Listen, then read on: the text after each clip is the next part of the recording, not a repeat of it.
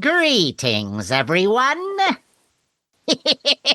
and welcome to a Make Mine Monsters edition of Monster Party. Monster Party. Monster Party. Monster Party. It's colorful. It's bright. Oh, breathing ink. It's and monstrous special and yet Artistic. it's for kids, but Did you yet say chapstick? not. No. It'll warp your mind and No. curve your spine. It's all the things that we Yes. love that maybe some of our parents didn't like, but ours specifically did. I think our parents were cool. And speaking of curved spines, Speaking- who are you, sir? Oh, for a second, I thought you were going to say, speaking of having trouble with your parents, yes, I am Matt Weinhold. I am SHAWN SHERIDAN. I'm Larry Strothe. And I'm James Gonis. And for this Yes. episode, holy moly, right? Oh, Yes. we are going to have a good time because we are going to take two things that we really, really love and combine them in one episode. And a lot of people said it couldn't be done. But I sued those people, and now they're laughing out the other end, right? Right. So the topic for this episode is monsters in comics. Monsters in comics. Monsters in comics. And when we say that, we're not talking necessarily about a stand-up comedian who has a monster in them, No. because that would be No. me. But Yes. but it's not about me. This, for once, it's not For going to be about me. Right. Well, it's like a non-named monsters, real monsters, named monsters, all kinds. It's just comic monsters. Comic Stuff book we love. monsters. Now, so in the past, we did an episode that was about horror comics, but this is different because this is monster centric. It's not Yes. necessarily about the horror genre. It's more about the individual monsters, the stars, as it were, of these comics. Yes. The Because- Monstars. The Ah. monstars. Copyright trademark. And Sean, who could we possibly have to do this subject justice? Please tell me. I will. Our Thank you. guest is thank you. Our guest is a multiple award-winning artist who has done work for Marvel, DC, Dark Horse, Image, and many other comic book labels. His amazing artwork has been featured in issues and storylines for Spawn, Green Lantern, Superman, World's Finest, Power Rangers, and many more. He's also provided striking cover art for Blu-ray releases of genre films. His artwork has appeared in the Spirit Halloween movie, and he's also done the poster for that film. Wow. He's worked on multiple trading card series, and his art was used to design a line of Marvel and DC statues and figurines. Aha. And most recently, he is the artist, writer, and creator of his own new comic book line, Mark Spears Monsters, which is a new take on the classic monsters that we all love and have grown up with. Please give a big Monster Kid welcome to Mark Spears. Mark Spears. Mark Spears. Mark Monster guy. Woo. Oh, Good to be here, man. guys. Thank Mark, you. thanks for being with us, man. Yes. Man, that's a great introduction. I forget I did some of those things. Yeah. we are just beyond impressed. Especially Yes. all it takes is someone to just look at one piece of your art. And when I saw a cover of your Mark Spears Monsters, I was just like, I gotta know this guy. He's Yeah, gotta yeah. be one of us. Yeah, absolutely. Before we get into it, Mark, I want to know, how did you get into this when you were a kid? Was monsters your thing? Fill me in. Where did you originate your monster love? Okay, so I'll date myself. I was born in 1975. So I was Holy mackerel. Yeah. Youngster. I hit the 70s right at the end. Oh, you guys look younger than me, man. Oh no, we're older than No, you. how dare Trust you? us. Whoa, Yeah. whoa. Hey. Come on. We're a young group. We're spry. We're We're young at heart. Yeah, Yes. excuse me. I just pick up my hip. Excuse me. So, but when I was growing up, I loved, the 80s cartoon, stuff like that, Super Friends, He-Man, Right. all that kind of Sure. stuff. But there was no, the only thing that you could watch superhero related that was live action really was Christopher Reeve Superman, right? Right. But that was never on TV back in the early 80s, right? Of course, there was no VHS, early 80s, or I couldn't afford it. So Right. the only thing I had to watch with, and I read comic books and stuff like that, Batman, Superman, stuff like that. But the only thing that I saw out there that was usually always on TV every week on the weekend was Monsters. And to me, I looked at it and went, well, those are just superheroes. They just look different, right? So you had your Hammer movies at that time I Sure. was watching. Sure, yeah. The werewolf one, all the Christopher Reeve's Dracula I would see. And then you would see Frankenstein would be on, Wolfman would be on, Universal. So anything, because back then, of course, there again, what, three channels mainly. We had a fourth one Right. later on with Fox. Yes. So you would always have these like weekend movies that would start about 11 o'clock at night, and they would be.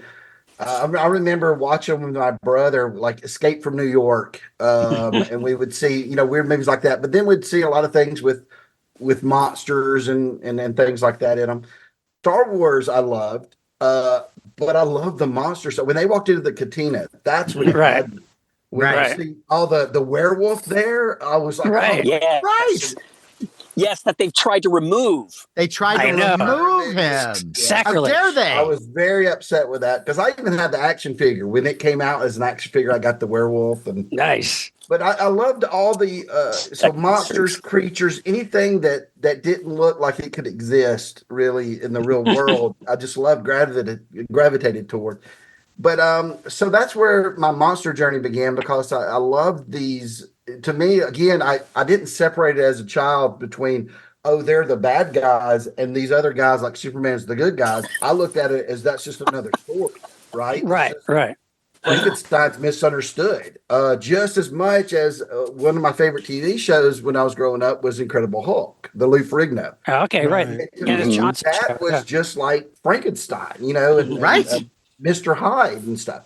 Right. So, I mean, that was probably I liked the most was the Incredible Hulk show because I loved it how he had this inner strength. But if you mess with him, and that's great for a kid if you're picked on or anything, you think, yeah, Sure. you push me one more time, I'm turning into the Hulk. Exactly. Love Exactly. that. The Hulk is one of my favorite superheroes. Yeah.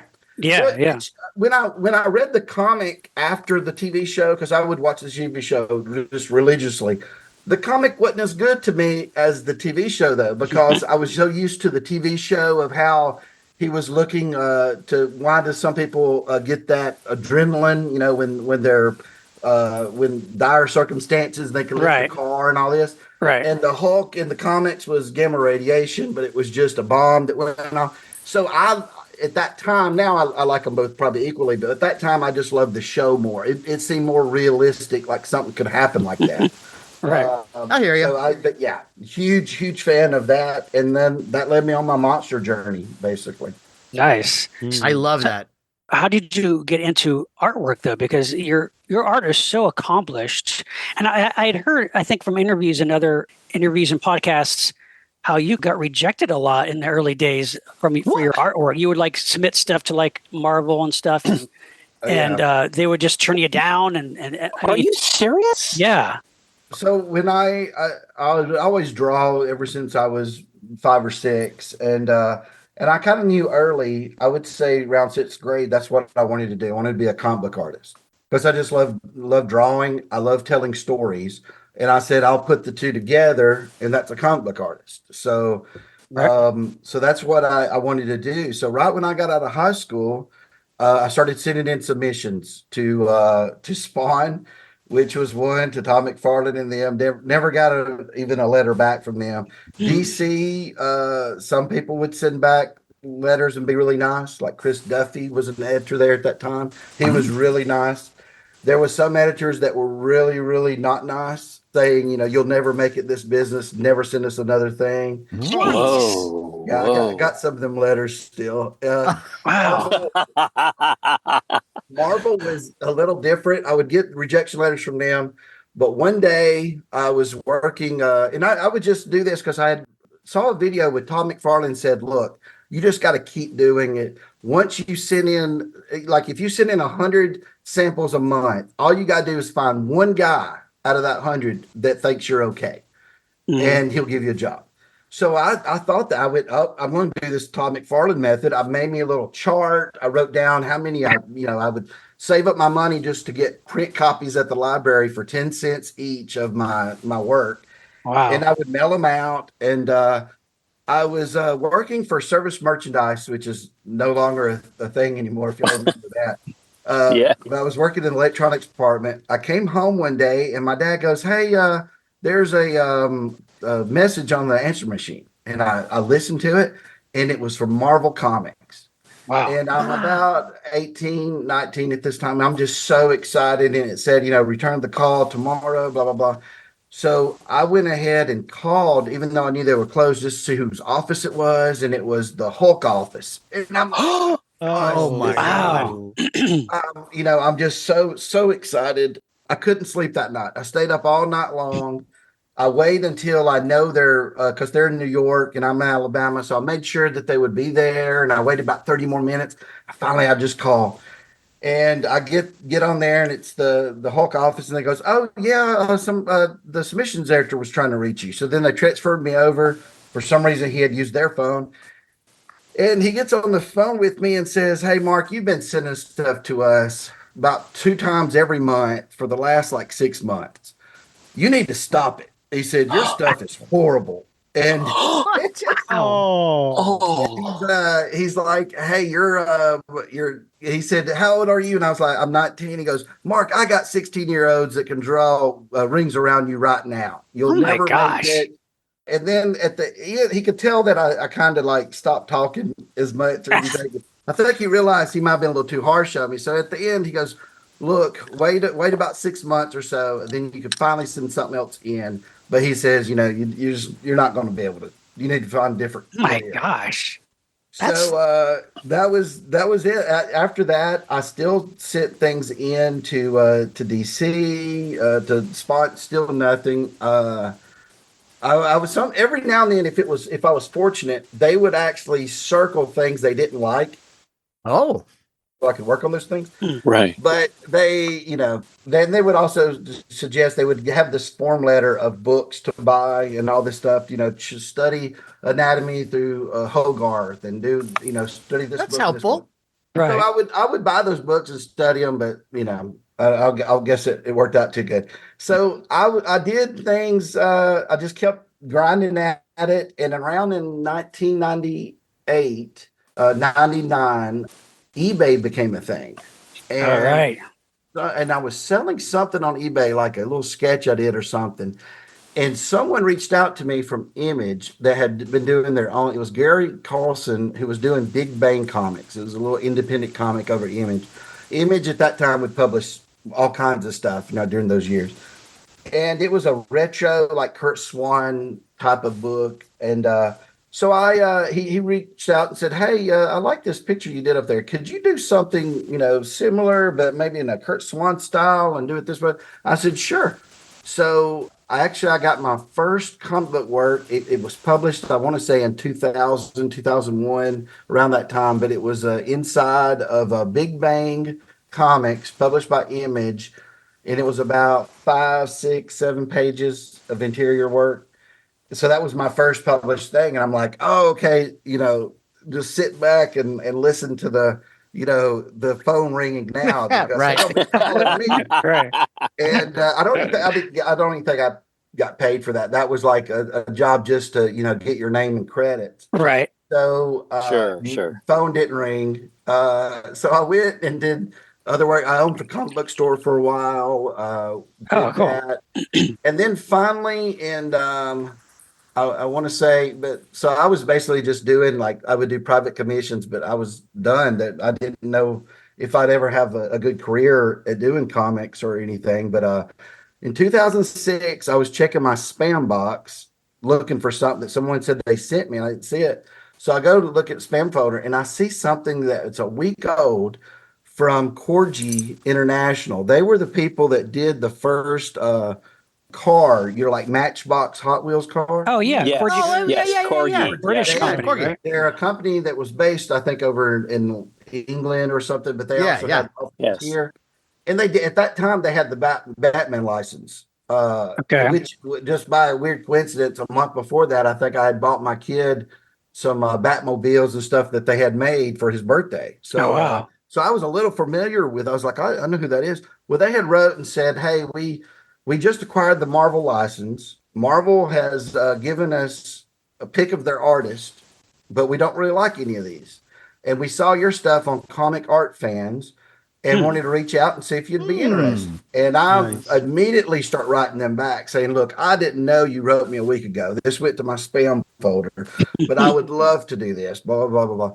Well, they wrote back within 30 minutes and said, hey, let's jump on a phone call. So Wow. that led to doing the statues of Marvel statues. Wow. And I got to become a Batman concept artist and do Batman concept art for them for their license with Batman, Batmobiles, and Batman figurines. Nice. So that finally got me into the door of the comic book world, but it was the license inside of it. But Right. Yeah. and I was thrilled. I did that for a while.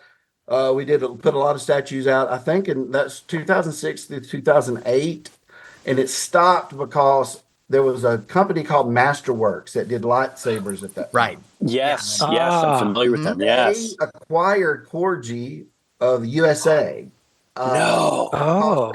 Wanted the licensing, so they bought them out. And the person that I had been working for all this time, the person right over me, said they had worked at Hasbro before that, and I had got along great with them. And they thought, "Oh, Mark, you're going to be huge. You're going to be big in this industry. You should go over to Hasbro and do some stuff." Well, they retired, and I was like, "Oh no, that's my great contact." Right. But they did write DC for me before they left and said, "Hey, I got this guy. He's amazing. He's been doing all this Batman work." Well, DC then it was a guy named Kevin Kearney at DC who was over I guess the licensing department at DC. And he goes, "Hey, I got this sketch card project we're about to do." And I was like, "What's a sketch card?" And they were, where you actually draw on the card itself. And so I did that, the first DC project they ever did where they actually did sketch cards and stuff. And but I had sent him, I said, "Hey, but what about the comic book side?" "Oh, that's not us." Wow. There to them, I said, look at these samples, and he was like, "Yeah, that's not really us." So I did the trading card thing for years. I did it for let's see, from 8 till often. I guess I did them all. And then I got to where there's just really no money in it and stuff, and it got to be so many. I think I stopped in like 11 or 13. It started dwindling down how many I would do, and then they would beg me to do them, and I said, "No, I'm just not doing these no more. It just wasn't worth Wow. it." Because I had just to backstory on that, like the first set, they had never wanted someone to do over 250 cards, because they said that would be too many for one person to do. You got paid $5 a card, right? Which is not much, but they want these penciled, inked, and colored. And colors were with Prismas and Copics, if you know what those are, which is very expensive. So I did the 250. Well, they loved them. They said, "We're going to use these in all our advertising." And I'm like, "Oh, that's great." Of course, I don't get no extra money for that. Right. Oh Right. my They were like, "We're going God. to use these. We're going to put them on the box. We're going to put this in all the ads." And I'm like, "That's great. Gets me more exposure." And then they said, "How about doing a big card?" We're talking, this is like a 5x7 card. You can find all these on eBay, I'm sure. But and they said, "But we wanted just you paint it in like Copic markers." And I'm like, "Yeah, I could do that." And then they was going to give me like $25 a card. And I'm like, "Hey, that sounds a lot better." So I did maybe 20 of those. I can't remember how many, Well, I did those, and they said, "Well, Mark, you're the only guy who's actually turning your stuff in on time. We have all these other guys that didn't. Do you want some more?" I said, "Yeah, sure, I could take some more. How many do you need to give me?" They said, "You got 30 days, and we need about 600."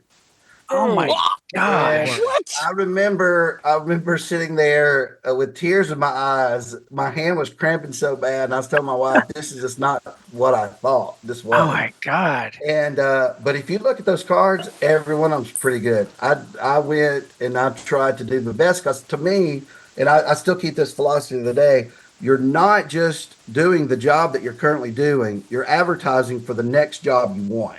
Sure, of course. So I made every one of them, all those 600 and something cards. There might be 850, I think, total. But I made every one of them great, I thought, and spent a lot of time on them. And then, of course, like I said, then Marvel comes along. Hey, we want you to do the same thing for us. And then it started dwindling years later. I was like, I just can't keep it up. Wow.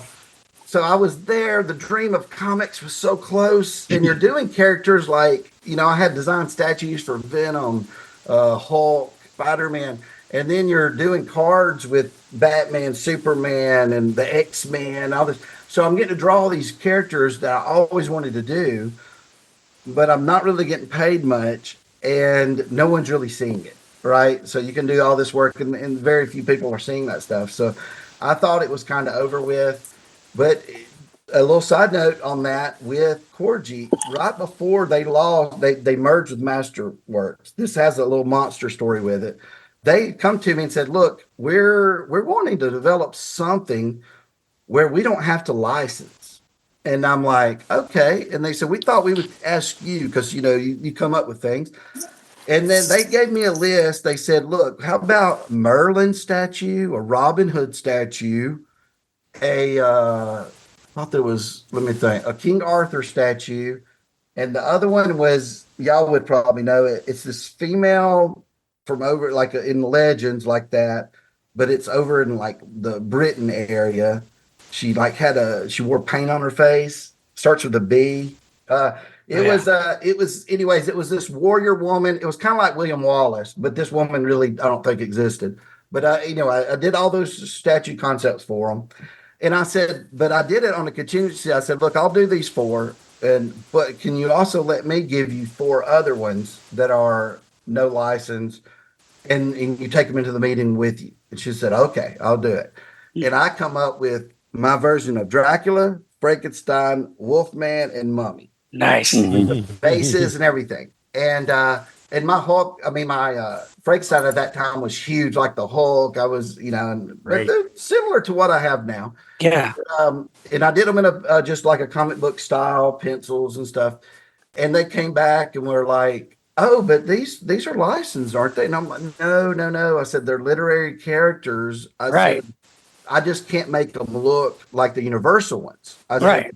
said, you can, and they said, "Oh, you mean that it's not trademark name?" I'm like, No. Oh, it's just a werewolf or a vampire. You're Public right. domain. So they said, "Okay." So they went in there, looked at that, and then they liked them. But then within a month, they're bought out by Masterworks. So that Oh, man. I even had the thing where it was going to say like 4G monsters. The logo that I still had in Kickstarter was the logo for the monsters that I came up with back in 2008. So that Nice. was the Nice. same like the typeface and everything. So you were always trying to get those monsters in there early 'Cause on. I was like, "Hey, I knew back then." I said, "I got to take on these that I think would just blow up and be huge." Because no one's, they have the universal ones, the classics. Then they come out with these other takes, but I'm like, I don't understand some of the takes that they have on them. Right? I'm like, why would you do this? Especially when Universal's doing it. And then they decide we don't want to go with the original makeup at all. We're going to do something like in the Van Helsing movie. We're going to take a totally different direction. I know. I'm like, oh no, if you have the rights to the Universal original makeup, then use that. Capitalize on that. So I was like, I'm going to, because maybe I always loved as a kid with Monster Squad, and those had their own takes on it, right? They but like respectable takes on it.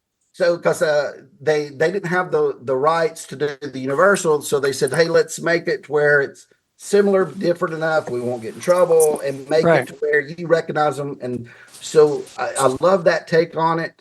And that's what I kind of based mine on. I was like, make mummy scarier, like a real mummy. And the Wolfman, I love the Monster Squad Wolfman and all that. Yeah. But so I was always, even at that time, thinking monsters. I was like, this might be something later on. Maybe I could do something with monsters down the road, which now that's been 12, 16 years ago. So finally doing something with it. Well, Mark, I gotta say, that's the thing about your art that strikes me is that as far as the classic monsters, all the pantheon of monsters from like Universal, your takes on them, you immediately recognize that they're the Universal monsters. I mean, they're those characters that Universal used, Yes. but it's your own take on them so that they're not too different, but it's still your own style. And it just breathes new life into them. Like, I'm guessing, I could be wrong, but I'm guessing you were fans of Famous Monsters of Filmland.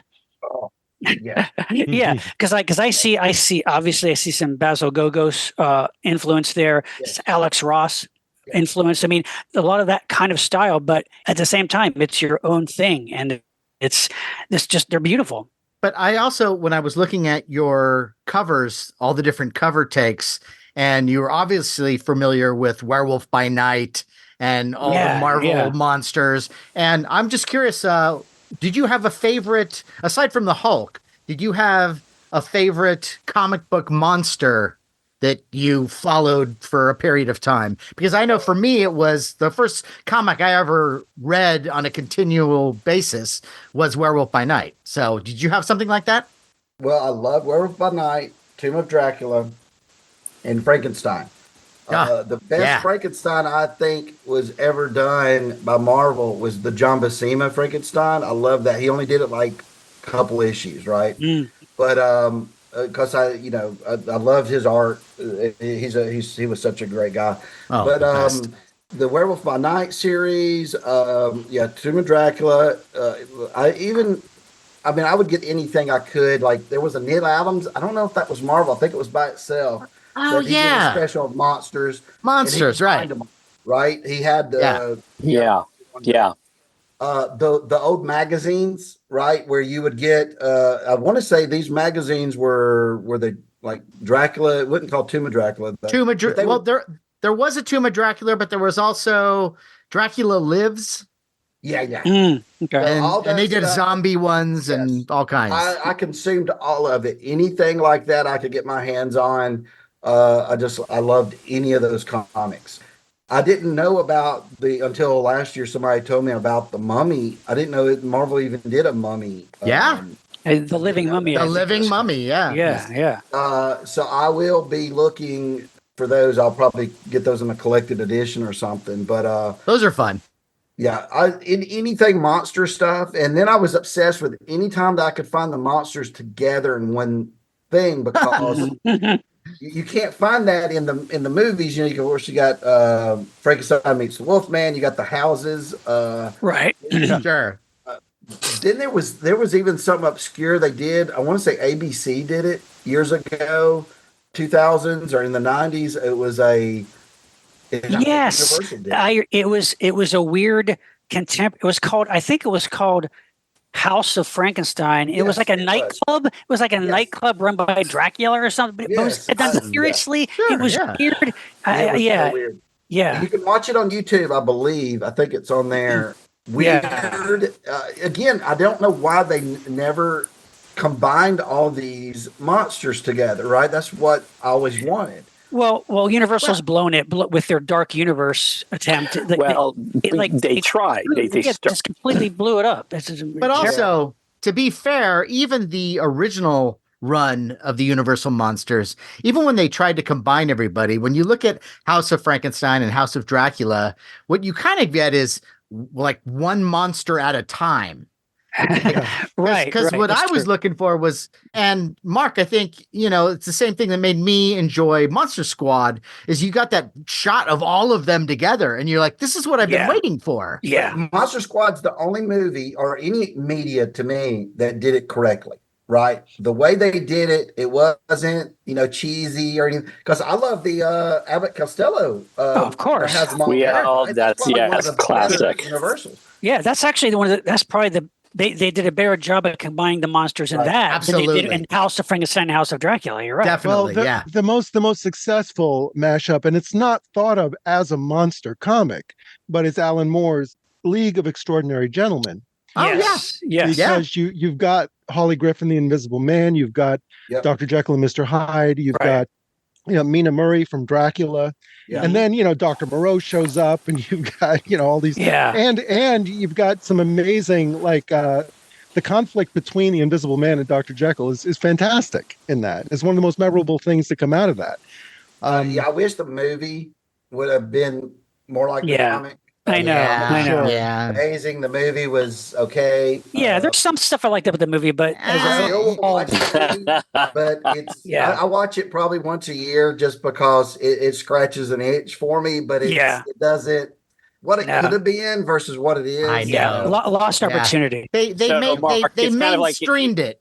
Yeah. Yes. So, Mark, it's kind of on in the background while you're doing your laundry or like making dinner or something. Well, right? see, when I work a lot, I like to listen to things. Okay. So podcasts, which now I know you guys exist. Yeah. I'll Oh, be listening we to have those all over the time. 200 episodes you can listen to now. Oh, that's Yeah. great. Over So when I'm 260, drawing Sean. and stuff, I'll even listen to movies that I've watched so many times. Right. Right. I know in my head I'm visualizing what's happening. Right. Where they're at. Yeah. By listening to So- your favorite song. Yeah. Exactly. Because a lot of times I'll start out with music and then I'll get tired of listening to music for a while and I want to listen to a movie. So Yeah. I'll do that when I'm working. That's awesome. But again, back to that. Yes, best one, Monster Squad, is one of my favorite. Have you ever had him on, Sean? Or Shane No, Black? yeah, have you had? No. Shane Black and Fred. not Decker. Shane Black. No. Oh, you have. Oh, wow. No. I wish. Yeah. Yeah, he's a great guy. I've talked to him many times. I was going to get him to sign a card for my trading card series. I was going to do a little card on there, but I just never went down that road with doing too many celebrities on my trading cards. But a great guy. I would love to go to one of the showings where they have the cast up there talking about the movie. He created that documentary, Wolfman's Got Nards. If y'all That's seen right. That's right. Yes, that's right. it. Two of my favorite documentaries about horror movies, but I guess it's just because when I grew up was that one and the one about Fright Night. If y'all seen that one. Oh, Oh I've yeah. not seen it yet. We actually had Tom Holland on our podcast. Oh man. Yeah, he he just loved us. praised about that- making Us. film. That was wonderful because what was nice is that, this is pre-COVID, so people would come to our house and we would throw a little party and we would have food and we have drinks and it was a nice way to get everyone to kind of unwind and relax. Loosen up. And so, like a half hour into it, he's just having the time of his life and he's telling every story about Hollywood and hanging out with Roddy McDowell. It was just wonderful. And Yeah. of course, every story about Fright Night and that experience. Yeah. One of the greatest horror movies ever made, in my opinion. Yeah. And that's the one thing I always took away from that podcast is that Tom Holland said, like, the reason why that movie is so good and so perfect the way it is because the studio left him alone. They didn't know really, Right. they didn't really have any like faith in this. They said, go ahead and make your little monster movie. So he did it the way he wanted. And he said it in the podcast. He never had that experience ever again on any other movie he made where he was left alone to make it the way he wanted because he knew he could do it right.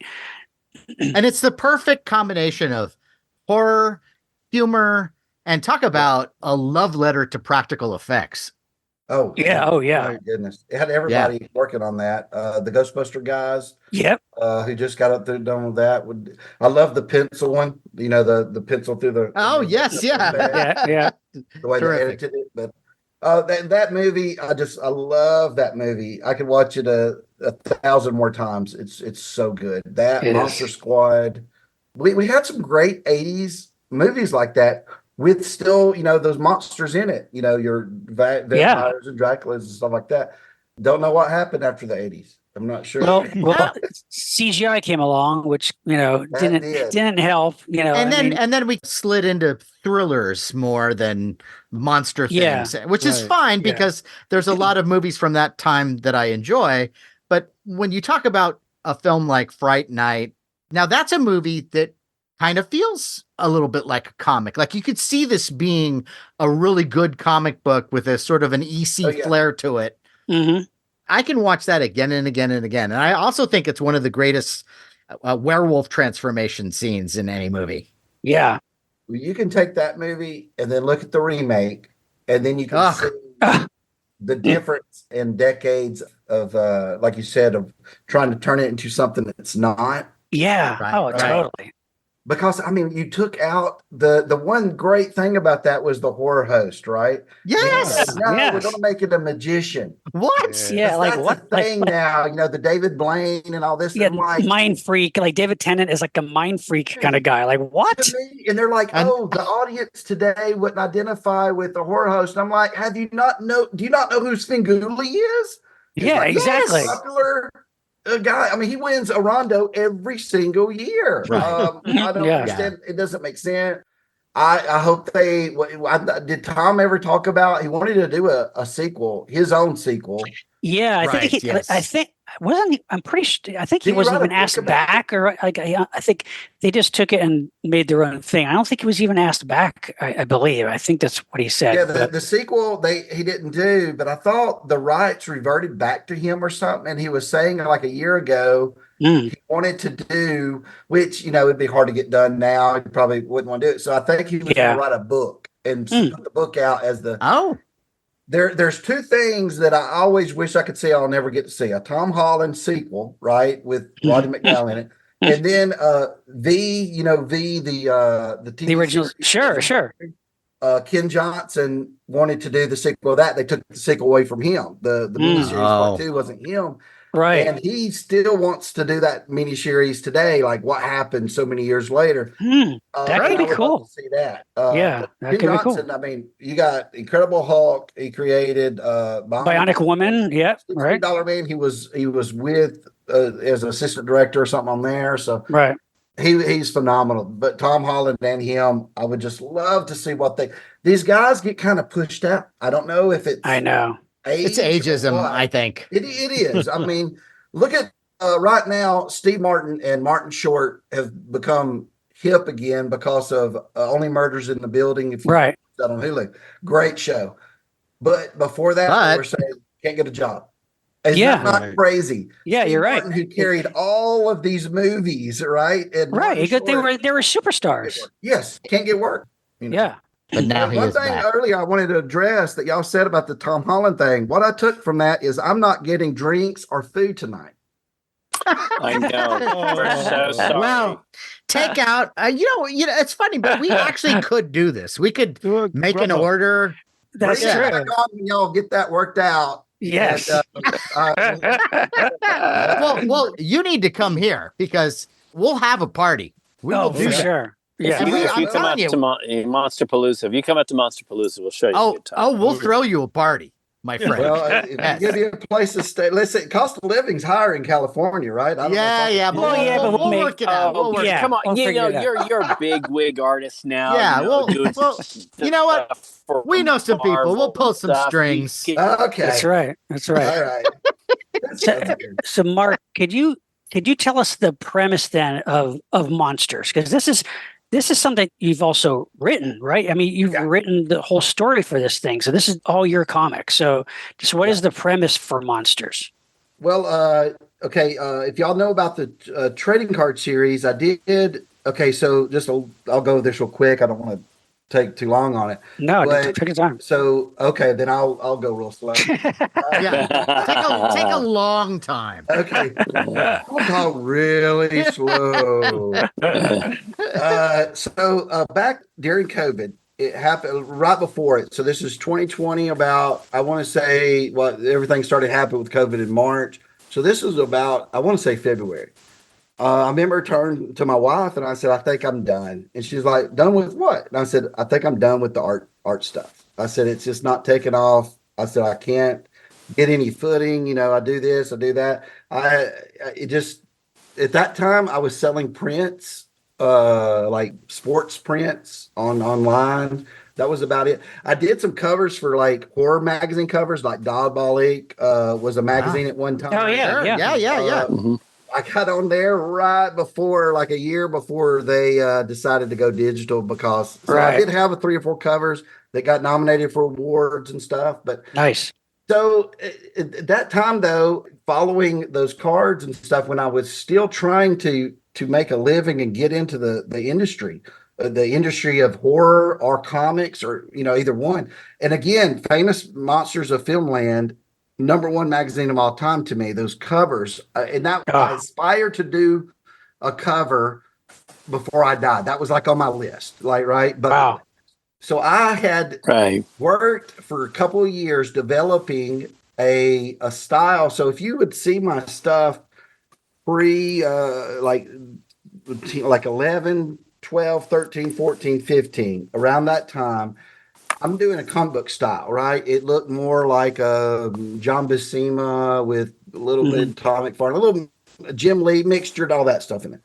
Well, I started teaching myself how to paint digitally, because I was like, they had taught me that when I was doing the statues, I would turn them in and she would say, "Hey, we need this rendered." And I was like, I don't know what the word render means. What are you talking about? She goes, "I need it colored." And I'm like, okay, I can get my Prisma markers out and color. No. We have to have digital colors on this mark. This was back in 8, right?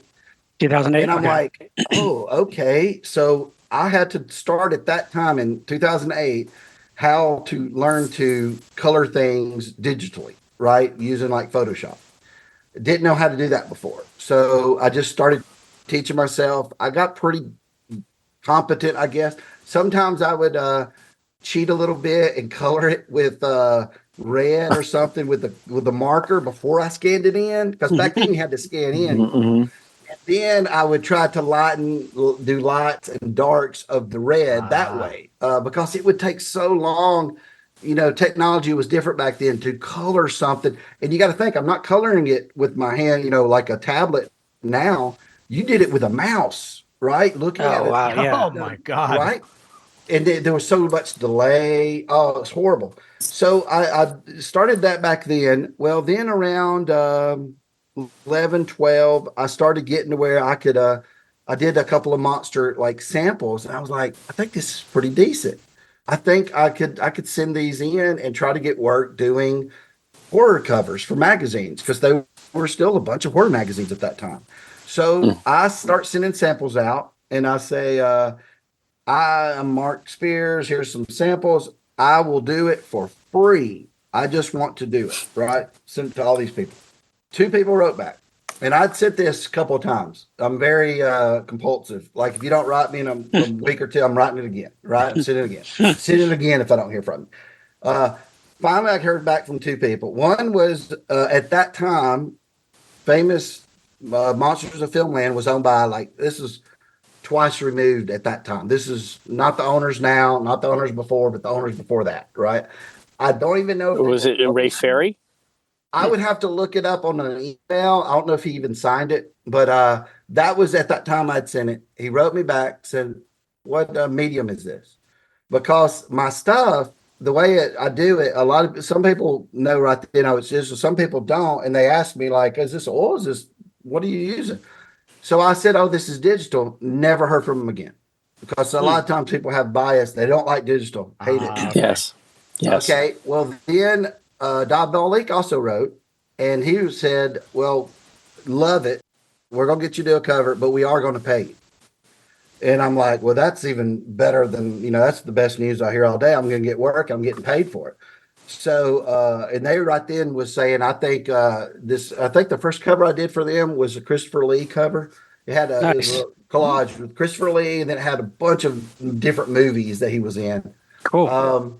So that one, they said, I think you're going to win a rondo for this, Mark. And I'm like, well, what's a rondo? I don't know. So then it come back. I think that year it was second place. I think I got second place for the rondo. Nice. And the next year, there was another cover. I can't even recall what it was. I did like 3 for them. I think there was a fourth, but they never produced it because of they decided not to do a regular print edition anymore and go online. All But right. great guys over there. They at that time they had a movie coming out called Blood something, Herschel Gordon Lewis movie. Blood. Oh, was it a documentary on him? No, it was his last movie ever made, right before his What? death. Well, I think they Really? didn't they do a sequel to Blood Feast much later, and they also did like 2001 Maniacs, but I don't know if Herschel was involved in that before Like he a passed remake? away. This one, Yeah. this would have been around 15 or 16. Blood Okay. Mania? Maybe Blood, Blood Mania? maybe okay, He maybe. did it. What it was anthology, and he did one Oh, of Huh. the pieces. Right? okay. Interesting. Well, they were with Diabolic Films was doing all that, and they said, "Hey, would you like to do the poster?" And I'm like, "Sure, Nice. would love to." And then, but they didn't have any footage of of Herschel to use, and I'm like, "Oh my goodness." So you can find it out there if you type in Mark Spears Blood Mania or just type in Blood Mania poster. It was tough. I remember at the very end, and you're dealing with different people. They were all great, but I think they had different visions.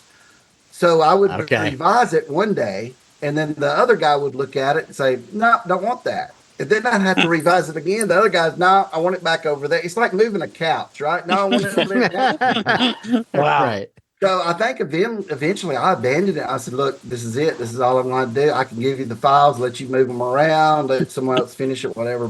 And they apologized for all the stuff. But the great people, love them over there. But I did do that. That was my first movie poster thing. It was neat seeing it like on Amazon when you click on to watch the movie. That Yeah, was really. Sure. Yeah. I was tickled. Got paid great to do that, and so, but little things at the time. So then it was I reached out to like Rude Morgue, Mhm. all these other books out there couldn't get anywhere. And again, I was sitting there. I was telling them, I will take the least amount you pay somebody. Just let me do it. I promise you, it'll look great. But so eventually, it got to be like I said, 2020. It's February. I'm just not making enough money doing it. I'm thinking I'm going to go into something else. I'm going to have to just put that career aside, those dreams away, and just do something else. And then COVID happens, which is really weird. I had already bought this book because my sister said, "Oh, I know what you could do," because I've been drawing all my life. That's what I knew. She's like, "You could go into doing what was it? Cybersecurity. It's a kind of code. All this." Because she's like, they're hiring jobs out here. I live near Huntsville, Alabama. They're hiring people out here to do that. So I bought me a book from Amazon for $20 about how to study to take this. You have to take this test, right, to become this cybersecurity technician or so. I don't know what it was. So I was like, hey, so I bought the book and I'm looking at it and I'm just thinking, man, this is just gonna suck for the remainder of years I have left. Oh, no. And then Yeah. COVID happens right in March. We hear this weird noise like, hey, it looks like things are going to start shutting down. Things shut down. So I thought, okay, this is biding me some time. I got about a month. I said, I'm going to start drawing some things and I'll start out doing some things that I love to do. Did Columbo. There's a Battlestar Galactica out there. I saw that. It's beautiful. Did that. This was like warming me up, right? I just did these just to test to see how good I could do them. And I was like, okay, well, I'm going to go with what I love. What if I draw some monsters? I said, I think I'm up to that point where I could do them a neat way again. So I started doing monsters. And then I started doing so many a day. Like I would get like, there's nothing to do with COVID. So I would get like 2 done a day. And then it got to be where people were looking at these like, what are you going to do? The person that I worked with at Corgi wrote me on Facebook, said, Mark, these look amazing. What are you going to do with this stuff? It should be used for something. And I said, what about trading cards? I said, I know the trading card market. I could print these up and make them like the old trading cards from the 80s and 70s. like the Planet of the Apes, the Oh yeah, love those those. cards, the ones that I just love, the old Tops cards where the die cut stickers and all that kind of stuff. Oh yeah. Star Wars, they've had Universal Monster ones before and all that. So I said, because then I could just go nuts and create all these different cards.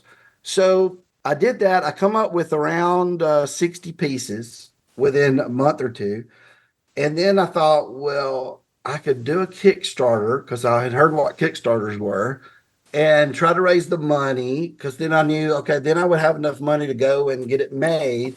So I talked to the printers, found them, and I said, okay, I think I could do it. So I did a Kickstarter in the end, like around Thanksgiving or so of 2020, and they came out in 21 around October, a little bit less than a year. We were hoping to hit May or so, but it didn't because of printing. That was out of my hands. But they finally came out, and I made them to where, like I said, very retro.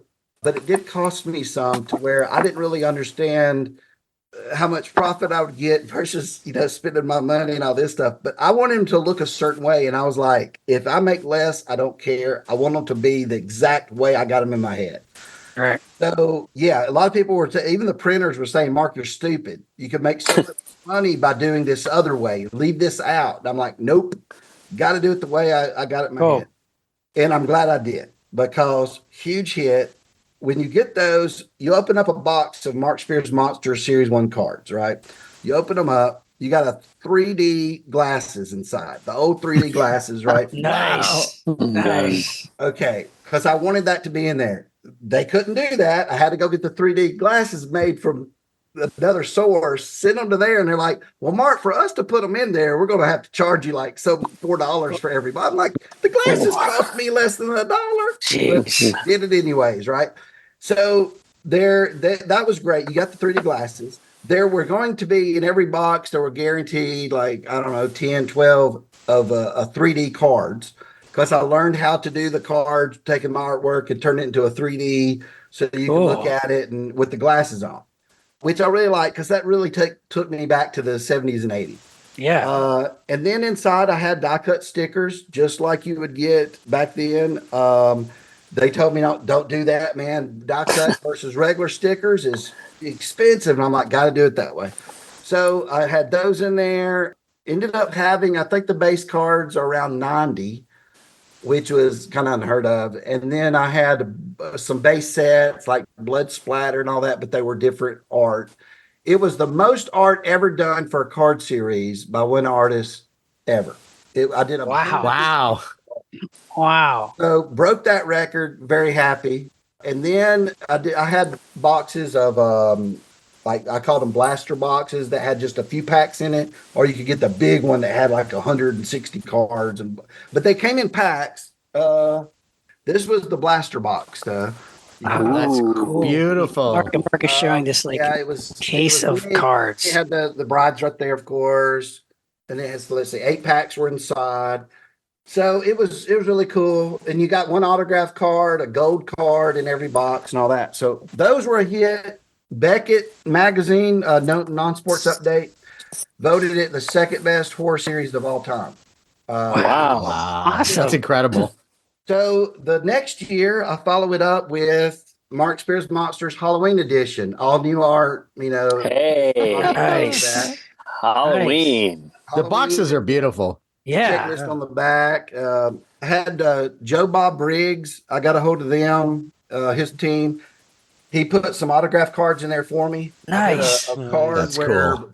I used to have them sitting up here somewhere. I don't know where it's at, but I did an art card of his. Oh, here it is. See if y'all can see that. So that's where I drew him and a bunch of my monsters. Oh, nice. Bob's surrounded by Wow, monsters. He nice. would That's sign that. That was a awesome. picture I also did of him, and then he would sign the bottom. Oh, that's great. Awesome. cool. Yeah, we love Joe Bob. So Yes. Joe Bob's Legion of Monsters. yeah, Nice. well, I figured that would be great because Joe Bob's audience is kind of like Yeah, like ours. Us. And I figured that would. I actually reached out to Elvira and Svenguli's people too. I wanted both.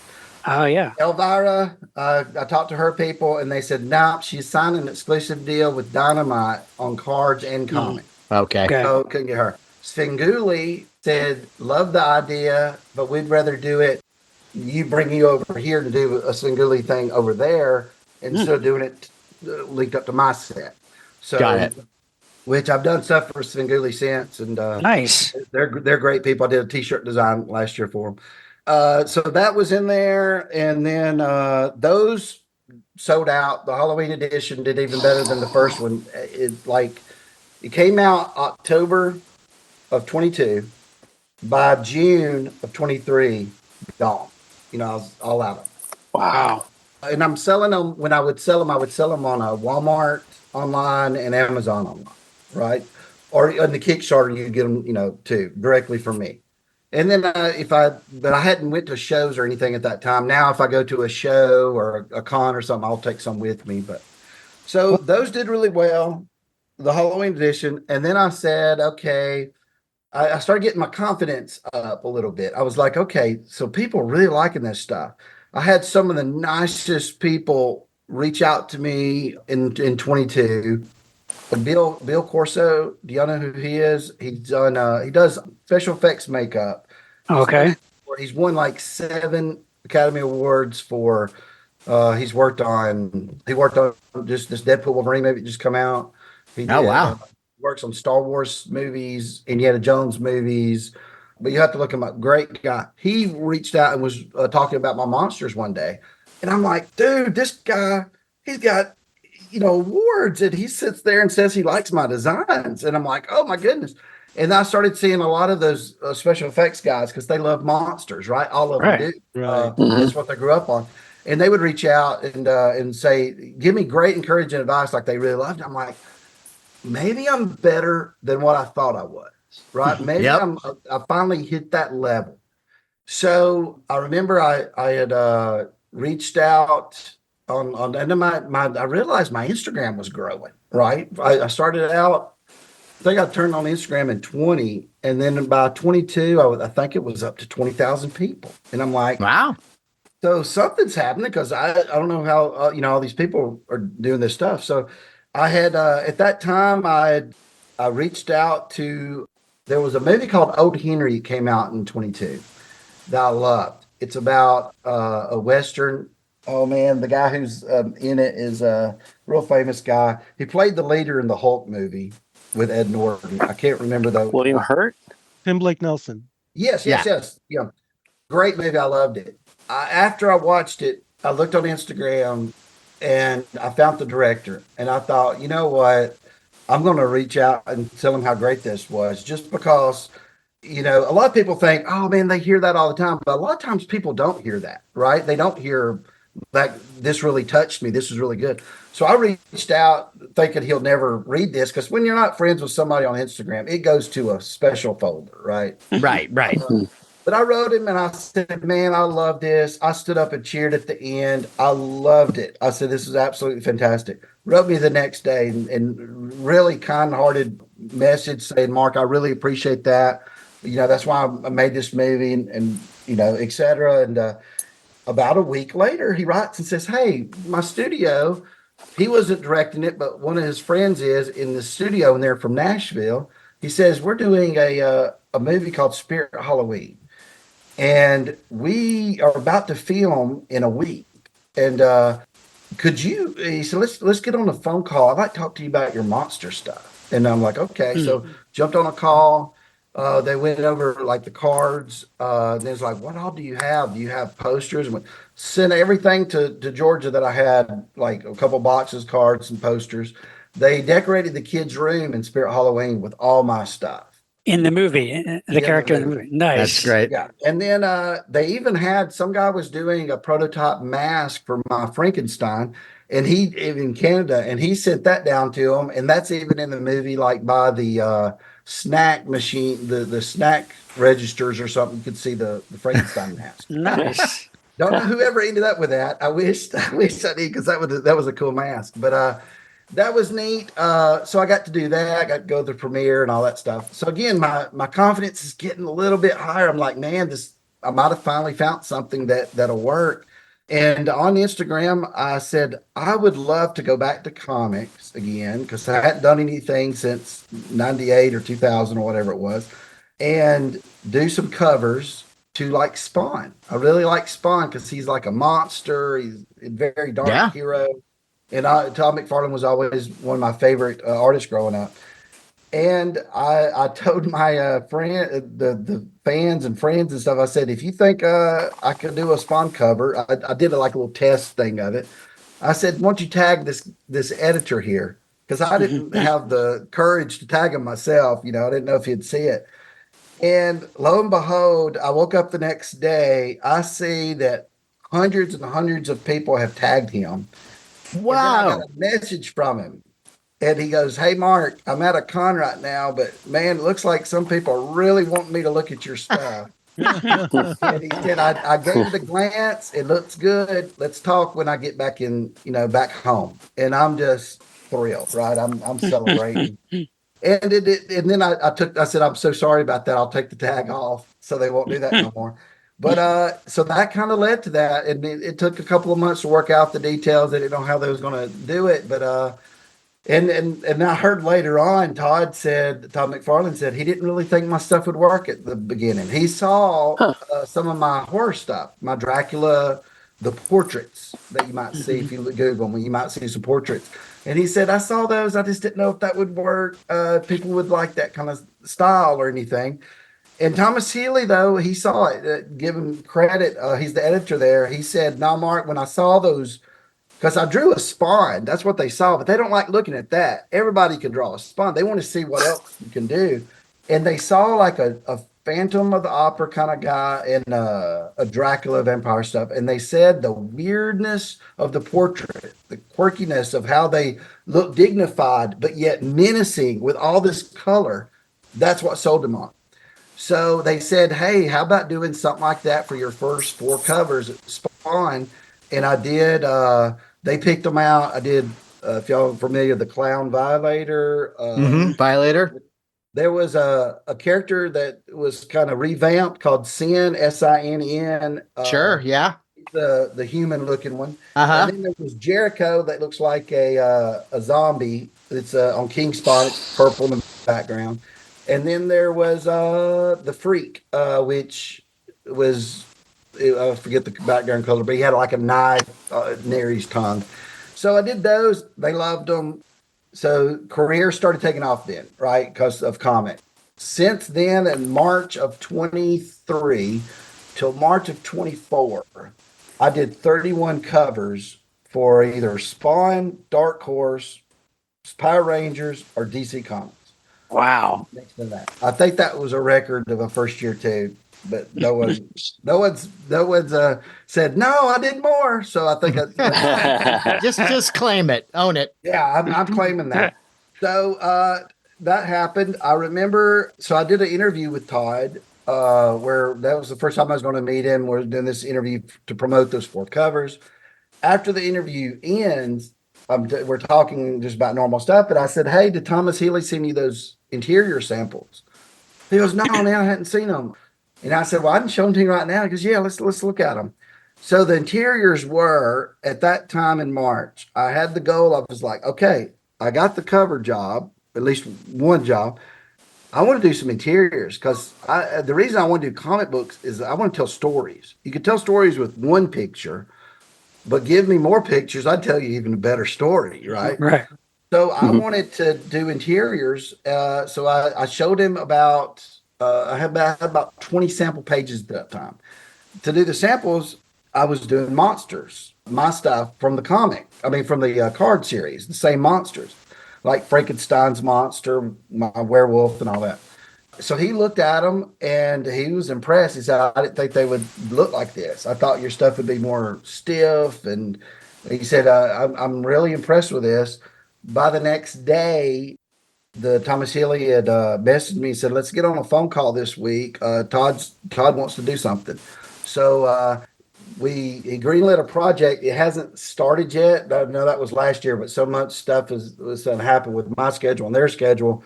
But we're going to do a Spawn mini series where I'm doing the interiors and Todd's going to write it.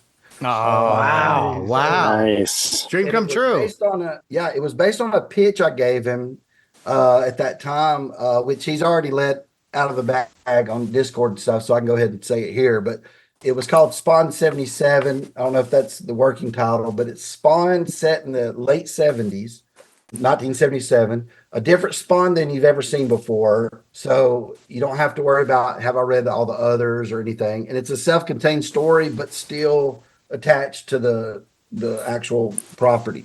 So I really wanted to do that. I wanted him attached to it with writing it. And I had a cool concept of, how we could do this. And I think my art style will fit well with it. So still looking forward to that. I'm hoping that comes out in 25. I'm hoping to start doing the artwork here in the next couple of months.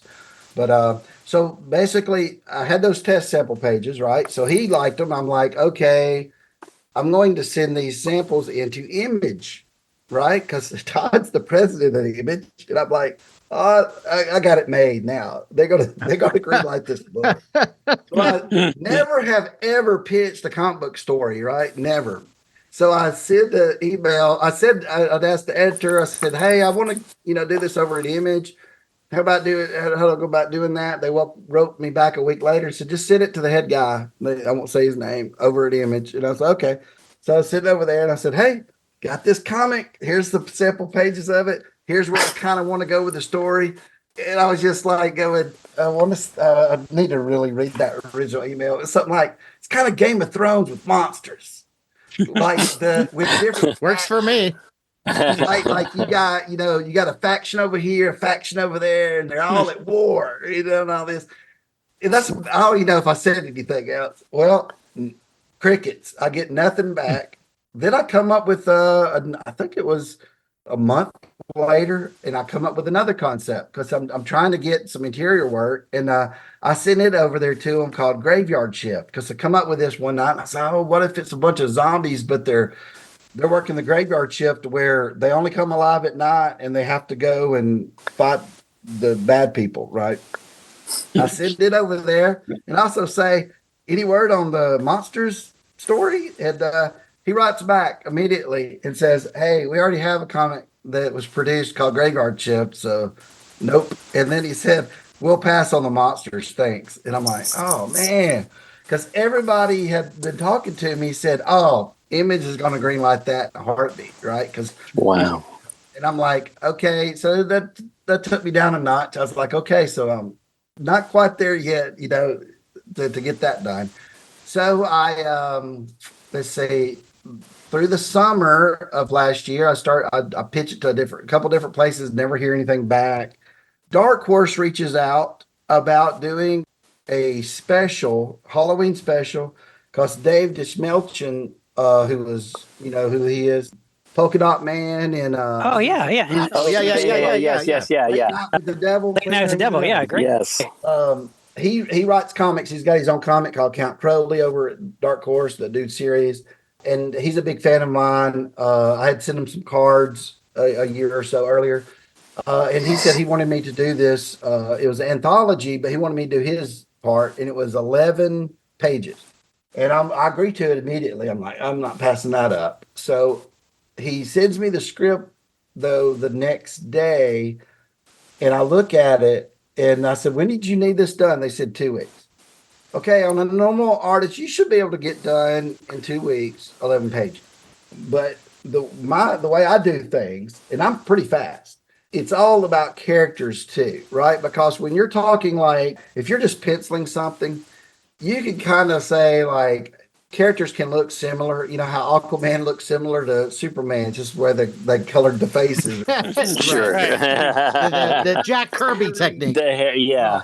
When you're painting something, you've got to every person will have to look unique, right, and have their own style to what they look like. Mm-hmm. So I go through it, and I'm like, how many characters in this? And I think I counted up like 30 something characters. My God. And I'm like, I write back and I said, man, there's no way I'm going to have this done in that time frame. And I'm at that time, I was supposed to be starting Spawn 77, I thought.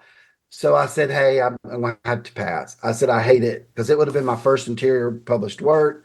it was a cool story, but I was like, there's no way I'm going to be able to do it because it was so. And another thing was because the story's already out, because I won't spoil it, but there was these characters. The main characters were it's supposed to be Halloween, and they're dressed up like a werewolf, a Frankenstein, and a vampire, right?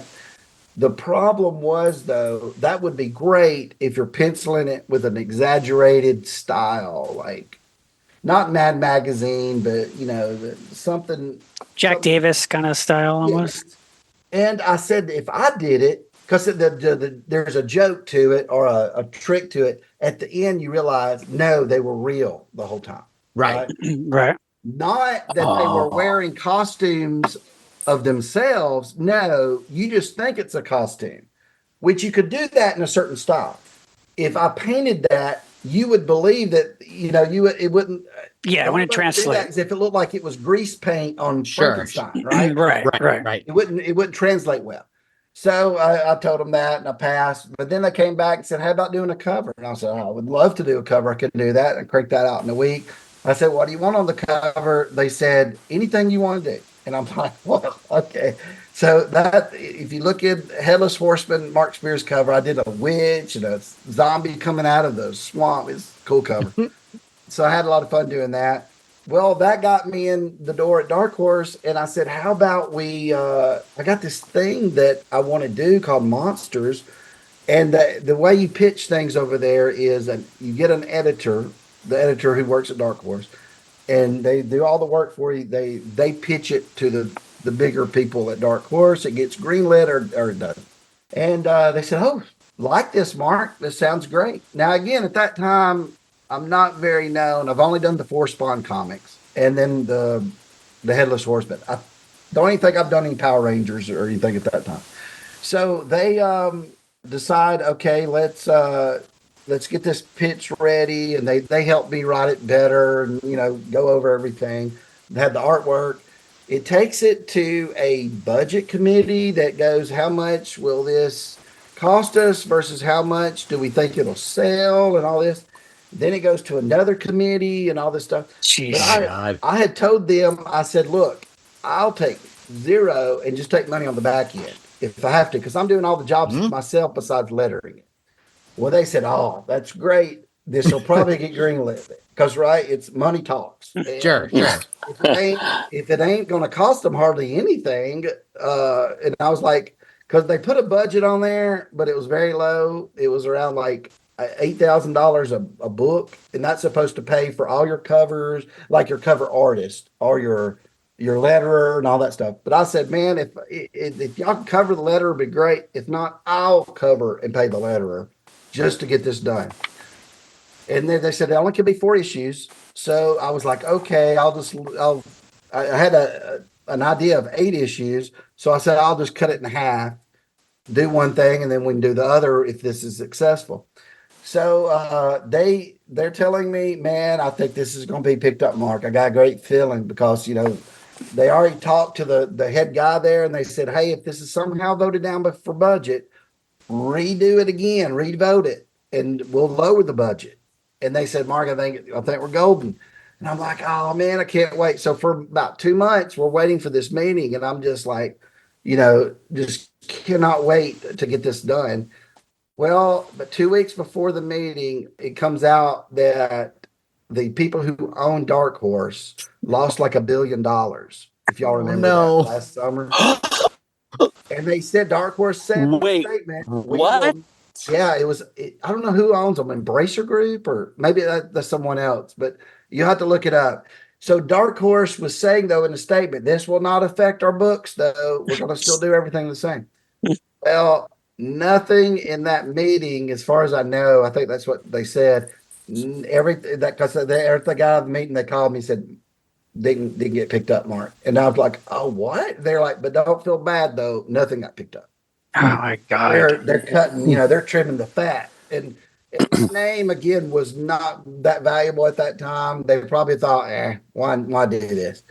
So I thought I was so close. So that happened around July, August.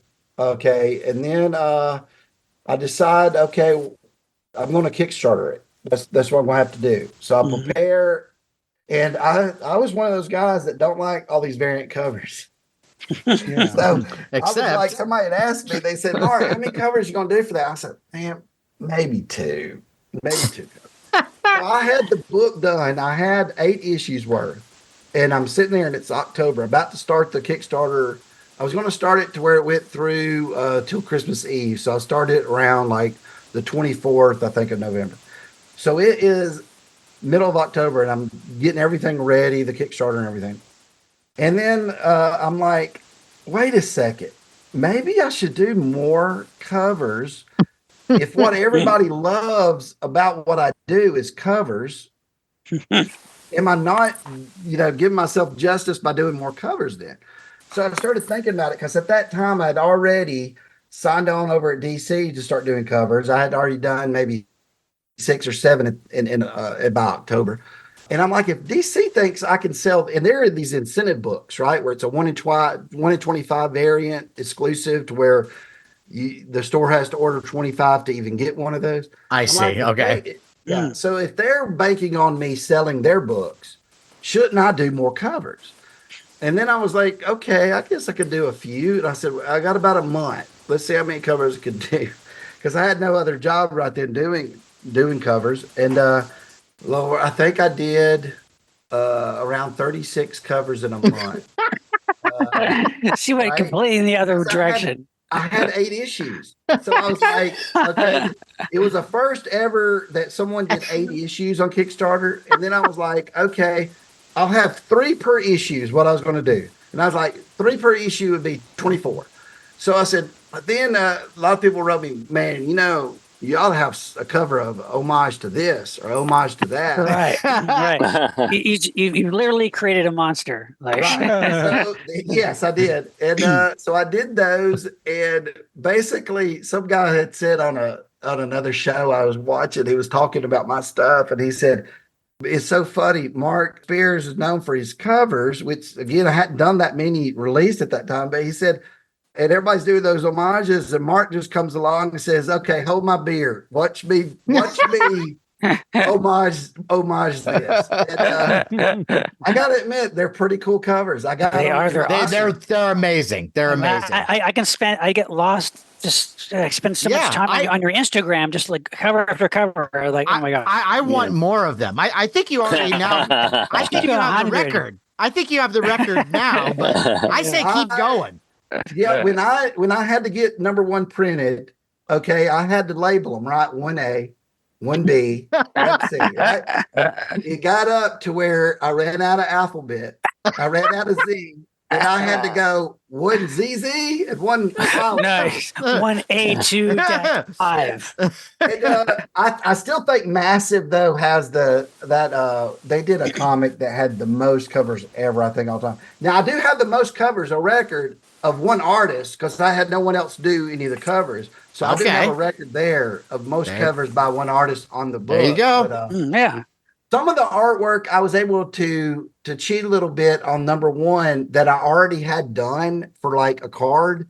Right, I was like, right. oh, I'll just throw the logo on top, boom, cover. Why not use that? Because if it's Exactly, great I've art. already done it. I've got to use it for something. So I probably, but I probably did about 30 something new ones compared to all of them coming out. But they're great. And then we're using some for KinSpot when we're just changing them a little bit, and I'm doing some new ones there. But so basically, the Kickstarter goes, and I was worried, will people like this? Will they not? I don't like, when I did my trading cards, I don't like spending money on advertising. I don't think it really works on Kickstarter, not for me.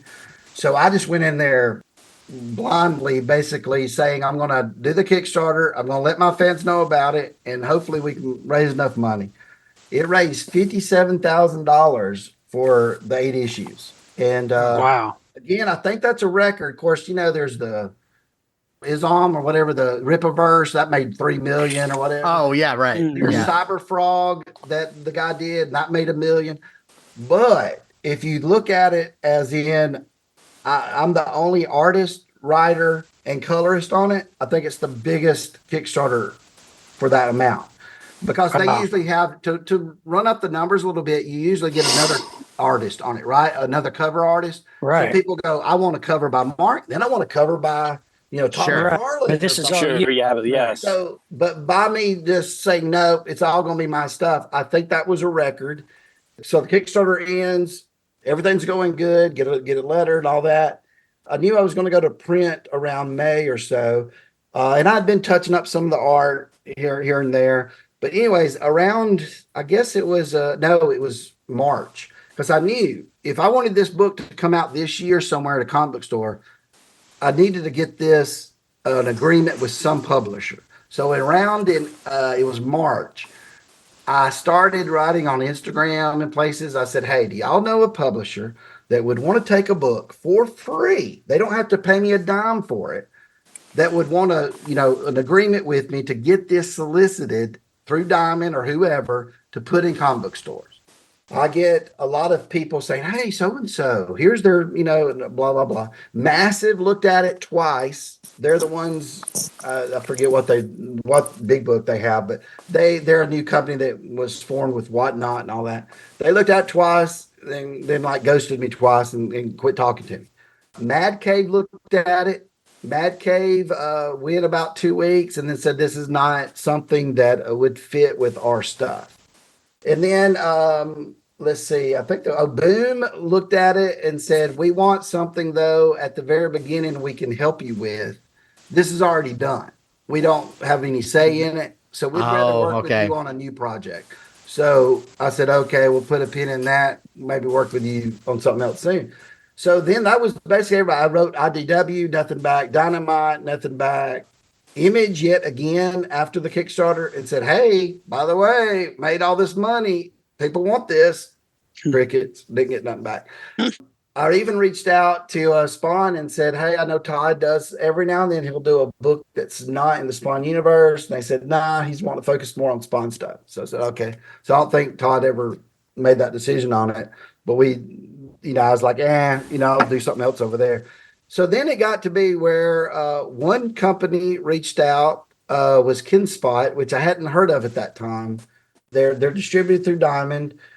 They did have one comic that turned into a movie called Marry Me with J-Lo in it. So they had some success on that. Oh, yes. That was a big comic? hit. Wow. They did right now they got a comic called Toy or Toy something, and it's been looked at to be turned into I think a cartoon. So they have a lot of on that side of things, right? Turning a property into something else. But they were kind of interested, talking to me a little bit off and on, like, well, what is this about? And I was like, here's the issues, I'll show it to you. Well, okay, and then they'd go through it. Then Silverline Comics, which only publish one comic every 2 months right now. They're going to get bigger, but they had just got, when I talked to them, into being distributed by Diamond. And I already know the head guy over there. That's the only reason they even talked to me, because I'm friends with him. So I was looking at it going, wow, nobody wants this comic. And it's free, right? I mean, you're not paying to get it made. It is there. And it already has some success with the Kickstarter. Right. 300 backers made $57,000. That means, what would 1,000 backers have done? What would 2,000 backers done? So I'm sitting there going, wow. So there was a date of like April 1st, I think, somewhere around there, or April, I think it was tax day, April 15th. They all needed to know, and I decided to go with Kinspot so we could get this out by Halloween. So it just motivated me, though, going, okay, all these that passed on me, just wait. They're going to be like, oh, guess we shouldn't have passed on that. So the final order cutoffs just happened for number one. It happened last Monday. Found out from Diamond. Believe this is correct. I don't think anybody can confront this.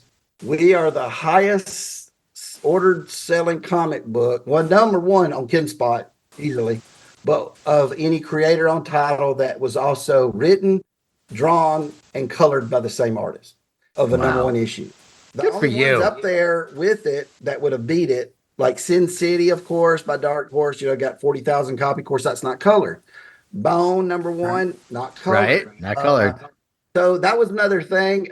There was one that was really close. It could have beat it, but it had a variant cover by another artist. Ah, So I think we have the highest, so we might start using that. another record. Marketing, another You're- record. You're gonna break Guinness. I know. I need to have a whole page for myself and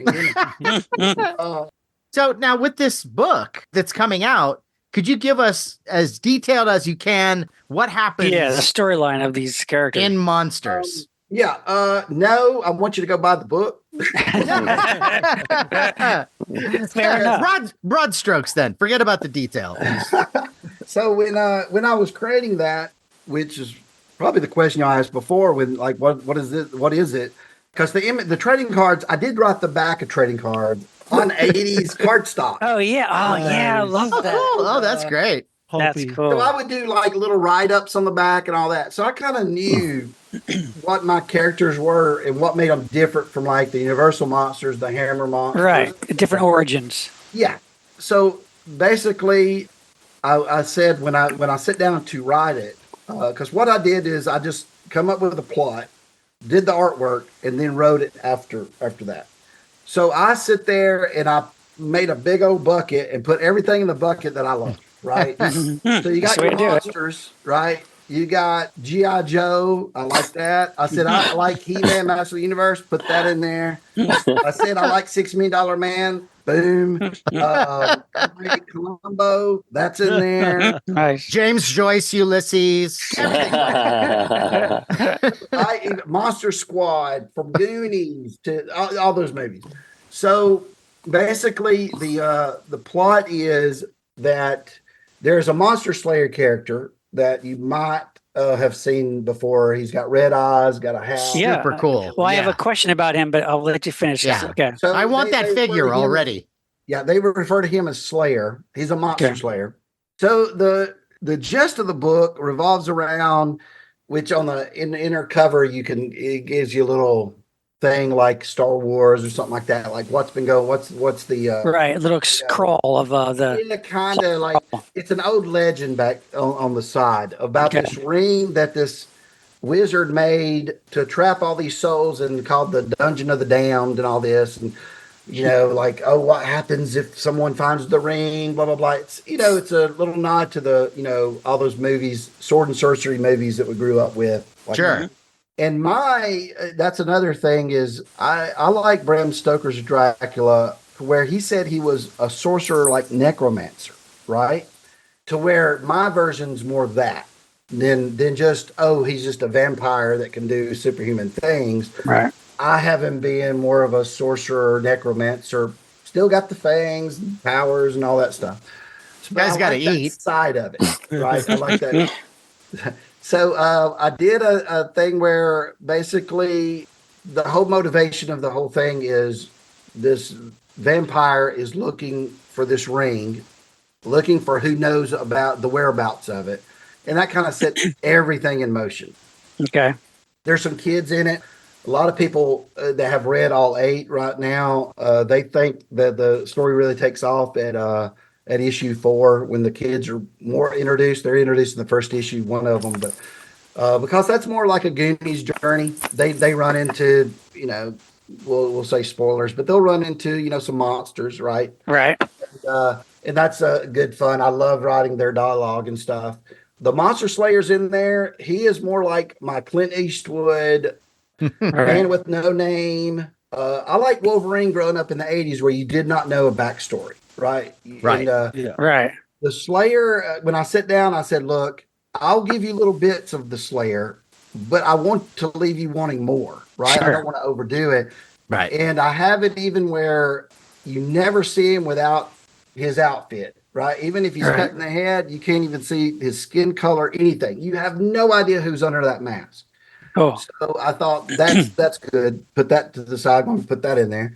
But we have like issue 1 has a flashback, and I did that in black and white. I went back and forth if I was going to, because I did color it, but I decided to go back in there in black and white and touch it up in black and white because I like those old, the way it feels in those black and white movies. Yeah. That's Sure. cool. So I have that in there. You have some of the, like someone mentioned League of Extraordinary Gentlemen earlier. It's got a little bit of that in there because I do have these characters from literature, like Alan Quatermain is in it Cool. in the first issue. Van Helsing, Holmes. You don't know if it's Mycroft or Sherlock. You'll have to guess. Nice. And Jekyll, Dr. Jekyll. So Nice. have things like that, little nods to those characters. They're in it for a little bit. So you have the backstory so you can catch up where you're at. But the story is Dracula. Well, I hate to say it's Dracula. Okay. A vampire? That's another thing. I'll say vampire. It's Dracula, but when I sat down to do this, I thought It's a vampire. if I'm going to do Dracula, awesome. And here's what I don't think this spoils anything. But the guy who I think he wrote Empire Strikes Back in one of the Indiana Jones movies. Kasdan? Yes, Kasdan? I saw an interview with him years ago, and he says, "I know how to fix Boba Fett in 2 minutes," and because after the prequels and stuff. And he says, "What you do is you have a guy walk in, kills Boba Fett, and then the guy goes over there. You never see him. He takes off the armor, puts the stuff on, he walks out of the saloon, and that's how you fix Boba Fett." Yeah, right. You It's a mystery. know who Boba Fett is, right? Right. Right. And I thought of that, and I went, I like that. So basically, Dracula, you'll call him Dracula. He says even in the second issue, you can now call me Dracula, but he's not Dracula. He's someone else that took on that moniker because he kills in the second issue, first 3 pages, you see he's holding up the head of Vlad the Impaler. Ah, cool. And he says, "You can now call me Dracula." He's assumed the identity. So it's like a title.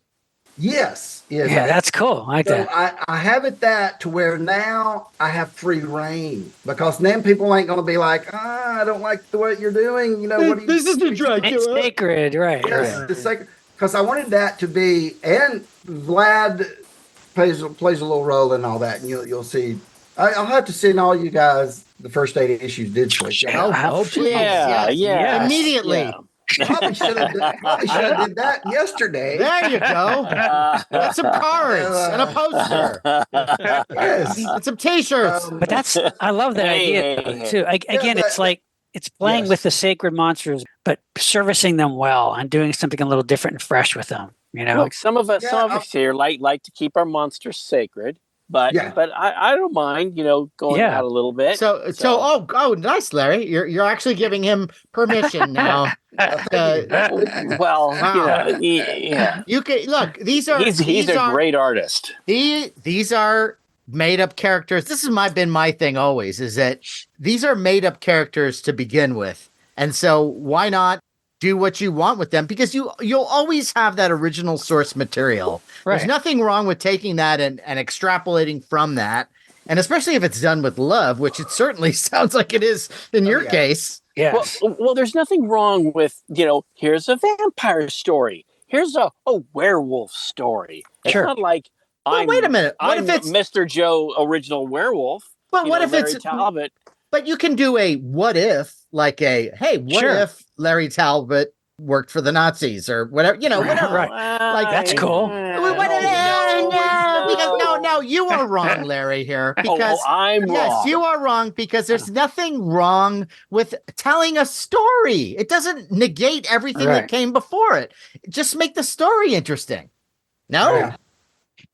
This is great, Mark. Why don't you keep going Mark, here? please. About take the show back, Mark, please. Your lovely, So, lovely monsters. As you will see, like when we talk about Dracula, so all my little takes on the monsters are again my takes on them, so they're a little bit different. I remember I used to have a lot of people write me and say, "I like this picture of like the creature Gilman, but the Gilman has no teeth, Mark." And I said, "Mine does." I mean, I don't understand why, Right. Larry? Ooh, man, you're going. You're Larry's a going to hardcore really creature touchy fan. area, Right. Mark. I look at it as again, I'm trying to change it, make it fun and interesting. fun. I would want to read. Fun. Yes, fun. Because So the original wasn't fun. I see. Okay, Mark. well, Because no, that's no, what he I love the said. Original, but the That's thing what is, he said, I don't. Larry. Here's the thing on the. I can't pay Universal for the rights. Exactly. Exactly. Yeah, Larry. No, I see. Why Mark's don't you go pay him? No, Mark is Hey, putting money his, bags. No, Mark is putting his Mark Spears twist on it. Sure, Yes. sure. That's right. And actually, I could. Oh, so now it's okay when Mark does it. No, maybe it's not. Maybe it's not the creature that I know and love, but maybe it's a Right. different creature. Sure. No, Well, you're right. Mark, I saw some of your creature art, and to me, it's I see a little bit inspiration from the Gillman in Monster Squad, a little bit. Yes. You know, yeah. but not. Yes, a little bit. Yeah. A little bit of that, a little bit of the original, a little bit of even the Predator. I would watch the Yeah. Predator a Oh, lot. yeah. And I was Yeah, like, yeah. I like That- that. The little mixture of all those. My Frankenstein, he's not green. A lot of times I'll put green lighting on him because Mhm. people like green Frankenstein. The Frankenstein's monster. I don't want to Right. upset people, you know. Right. We got you. Yeah, don't get Sean pissed off at you. I've called out people Some before. people on will that. call me out on that. Like when I sit there, Oh, I'll say, this is Frankenstein's monster. And people go, I'll give you extra points for correctly naming him. And I'm Right. like, well, actually, it's Frankenstein's creature. I don't think he's referred to as monster in the book at all. He's referred to as a creature. But if you say creature, then they're like confused with Gillman. Right. yes. Right. Oh, Mark, but also- you're preaching to the choir here, man. Wait a I minute. hear you. Also, he is Frankenstein because if Dr. Frankenstein is basically his father, Yeah. then Sure, you know how right. like when with your friends when you were in junior high or whatever, you're like, hey, here's Johnson. Hey, Johnson. It's like hey, Frankenstein, come over here. Come here. Hey, Weinhold, come We over need here. yeah, you right. Sheridan. You Yeah, we right, need an extra for handball. Come on, This brings me to, okay, Handball. I'll deviate for a second and tell you about a story I am working on right now that I'm thinking about will be a Kickstarter in October. Ooh, And it was exclusive. going to be kind of a prequel leading up to Monsters when Monsters #1 starts. Because in the Monsters 1 through 8, when y'all read it, you'll see it has the monsters in there, but you don't spend a lot of time on Frankenstein. Wolfman gets a lot of time, but he's just Wolfman, a werewolf, fighting. He's not talking to people. Right. Right. So I was like, I want to delve into their backstories more. The Monsters is more about Dracula and more about Monster Slayer and what's happening there. And Dracula is using his army, his team up guys, as pawns. They're just pawns to him. Right. So I was like, I might do a 4-issue series and put it on Kickstarter, and I will talk about the Wolfman and Frankenstein, call it like the monster and the wolf or something like that. And I was going to have flashbacks of Frankenstein's creation because I don't talk about it in 1 through 8, but just to give you, so I can get your reaction here. This is what, because it'll be in the Kickstarter, what's going on in the pictures. But the way I have it in mind was, okay, in the original, the book, she dies on their wedding night, right? The wife. Right? When they Yes. get married. Mm-hmm. Okay. I was going to have it that, because in my mind, in the comic universe I have, these books exist, right? So people know who a Dracula is. They know who a Frankenstein is. Because that would be stupid if they didn't. So the cops are sitting there making fun, going, we got a Dracula out here, Right. So I just look at it as they were based on their fictions, based on maybe something that did happen. Oh, sure. Yeah. Yeah, No, that's right. great. That's Right. right. So mine is where Dr. Frankenstein Victor dabbled in the reanimation of flesh and all that. Couldn't solve it. Gets married. Wife does. I leave that stuff alone. Let's have a family. Dude's happy, right? 6 years down the road, he's got a wife, kid. He's all happy. Is Big he? brute guy sees the little kid over there by the lake. Yeah. Says, "Hey, you're Frankenstein's son," and he goes, "Yeah," and he's like, I've been paid to kill you. That's gonna sound better than that, but Sure. that's my writing Oh, skill. that But sounds good.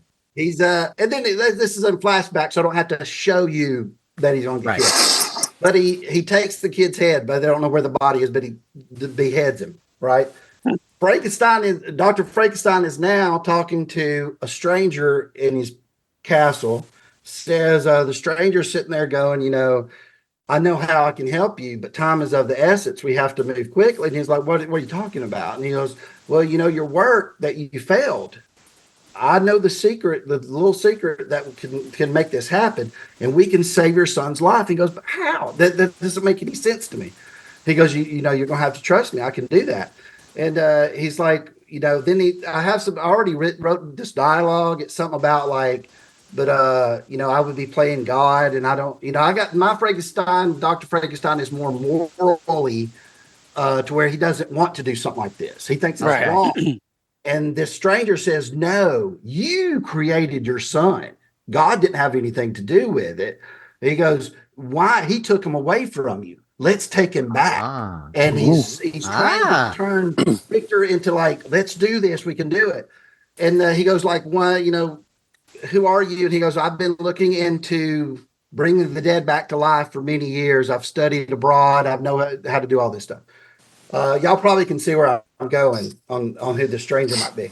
But finally, he brings him. He does take the brain of his child, puts it in this big brute who just got hung for the death of his son. And now, so when Frankenstein looks in the mirror, he sees who killed him. Right? A little version. Yeah. Wow, Nice. that's cool. He is called Interesting. Frankenstein because he's actually the son of Frankenstein, right? He is actually metaphorically and literally inside his damaged head. That's why he would talk more like the Hulk in my series, you know, where he's more of a childlike. Right. And the stranger turns out to be Dracula because my Dracula has a whole motivation the whole entire time is he wants to bring the dead back to life, someone in his past back to life. He can bring the recent dead back to life, like he can make a vampire, but he can't bring the long dead back to life. So that's his whole purpose. That was what the ring does.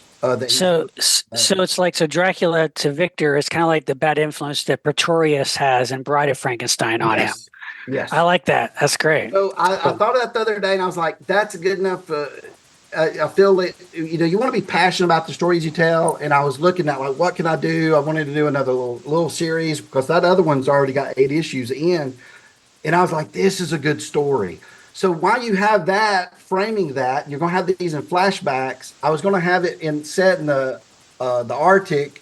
The Wolfman is up there, the werewolf. I probably won't call him Wolfman. He's up there looking for a cure because I always love that about Bruce Banner. Always looking for a cure, right? A guy who's up there doing some experiments in the Arctic is a guy who thinks he might have a cure for some kind of mutations. All right. He goes to every ends of the earth to find a He's solution. up there, and when he gets there, everything is ripped apart, smashed to bits. When the werewolf guy arrives, and he's like, "What the heck?" And then he reads notes and stuff. It's kind of like The Thing. Remember that movie, you know, where the one that was that was gone. Yeah. They see the big ice thing that they got something out of the ice, but it's missing. All the bodies are missing. And then he does find, though, there's the cure. He sees it sitting there on the desk, like he has one bottle of that, and he gets it and goes, "Oh, I got it." Well, right then breaks in the monster, breaks the cure right in front of him, like throws him in. The cure is breaking in his hand. You're going to have it dripping down. And then you're going to have this emotional, like he thinks that was what was going to fix him. He's crying, right? You got the werewolf just so upset. And then the moon starts rising. We're going to have a huge fight. Great. Nice. Frank. Oh, that's awesome. So it's going to be about the Wolfman, Frankenstein, and then the backstory of Frankenstein. And I think I can wrap it up in 4 issues. And then at the very end, we'll lead on to monsters. You'll find out how Dracula got them in Monsters number 1. Right. It's like the prequel, right? And Mark, is this going to be colored or just the black and white sketching? I think when I originally do it, it will be color, but I think it really depends the flashbacks if I want a black and white or not. I did it in the Van Helsing scenes in issue 1, and man, it took me. I was going back and forth with it, but it just. It looked kind of muddy to me with so much reds that I did it in black and white, and everybody that I showed it to went, "That's it. That's the way to go." I don't know if this one will be because it's a different time period. It's not that the other period was 1890 something or 1880 something. Yeah, this will be in the 1700s, right? They dress a little different. It's more, when Frankenstein was was written. I think it was Sure. early 1700s. So even Dracula, I've already started working on that. Dracula dresses a little different back then. Right. And he won't have fame. You just think he's a really nice looking aristocrat. Yeah. Right. So Wow. Awesome, man. also, I don't know if you put that together, but the guy that paid him to kill him was Dracula. Was Dracula, right? He set it up himself to make So him it all green. goes Sure. full circle. Yeah. Yes. He's So- he's a bad person. He's a puppet He is. master. Yeah. I can have because I read all these stories and looked on YouTube, all these videos of how to write proper villains. Right? To me, you got to have a great villain. It makes the hero look better. Of course. Sure. So I was reading and doing all these documentaries about all these villains, and I was like, I got to make, how do you make like Darth Vader? They say he's like the best villain of all time.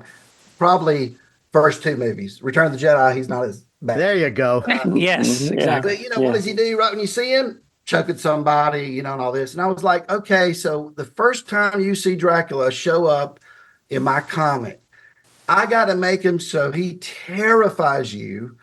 Right. And make it in black and white like that, and with no sound, right?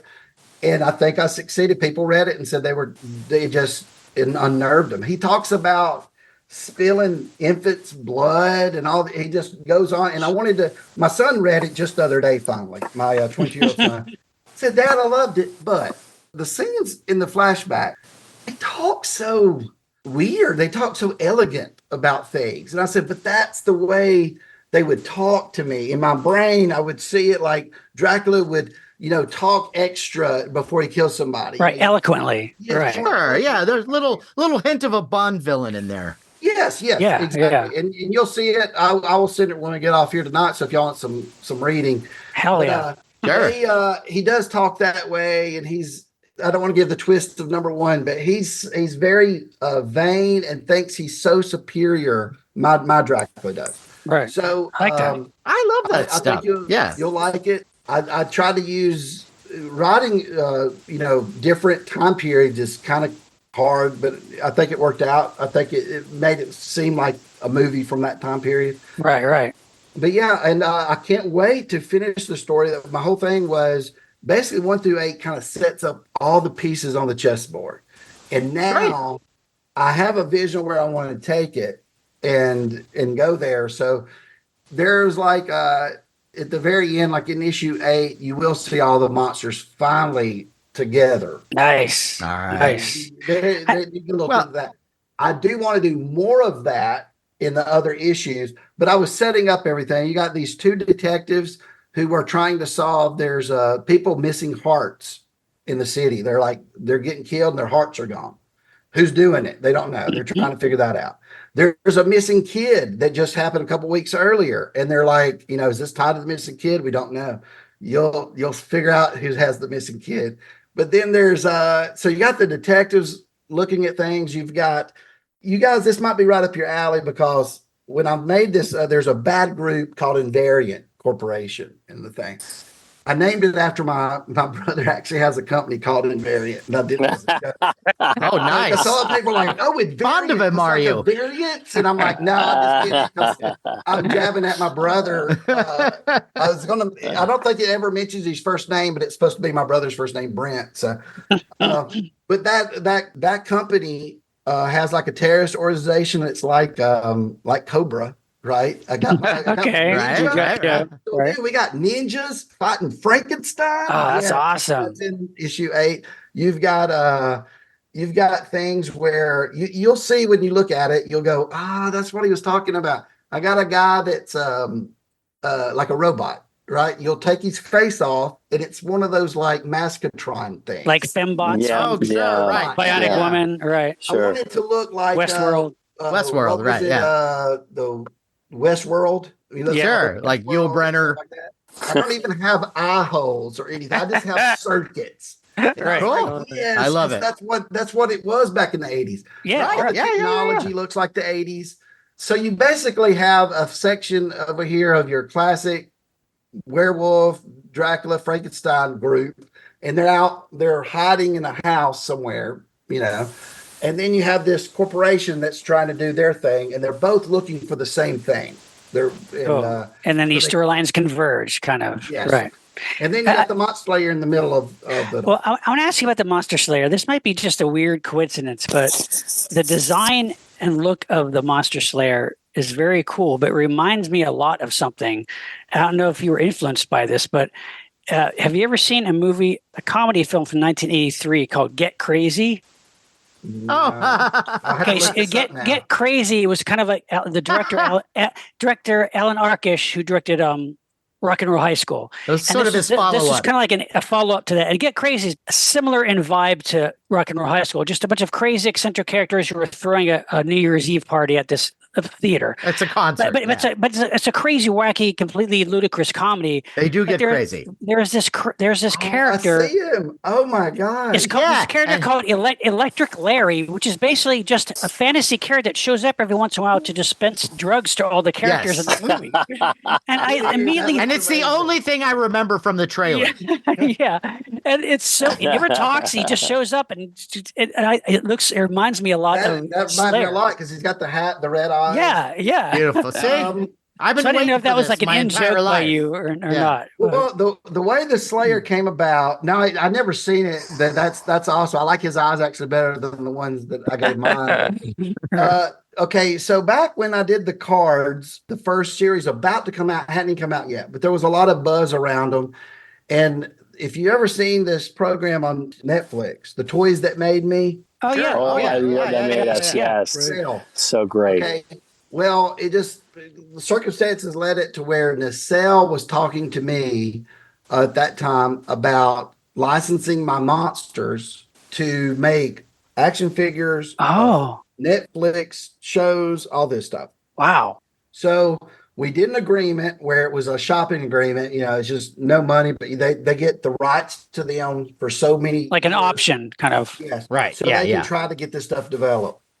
Well, they didn't want anything that already existed, like Dracula. They didn't want my concept for Dracula, Frankenstein, Wolfman, all that stuff. They got all the other kind of characters. Okay. And I had a character in there that was going to be kind of my monster hunter guy, and he was called Mr. Mystery.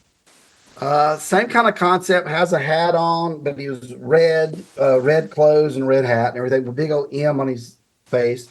Well, they had the rights to that, and they wanted to extend it. Usually an agreement, I think it's only like 6 months to a year. They wanted to extend it out to 5 years because they were thinking it was going to take a while to get all these toys out.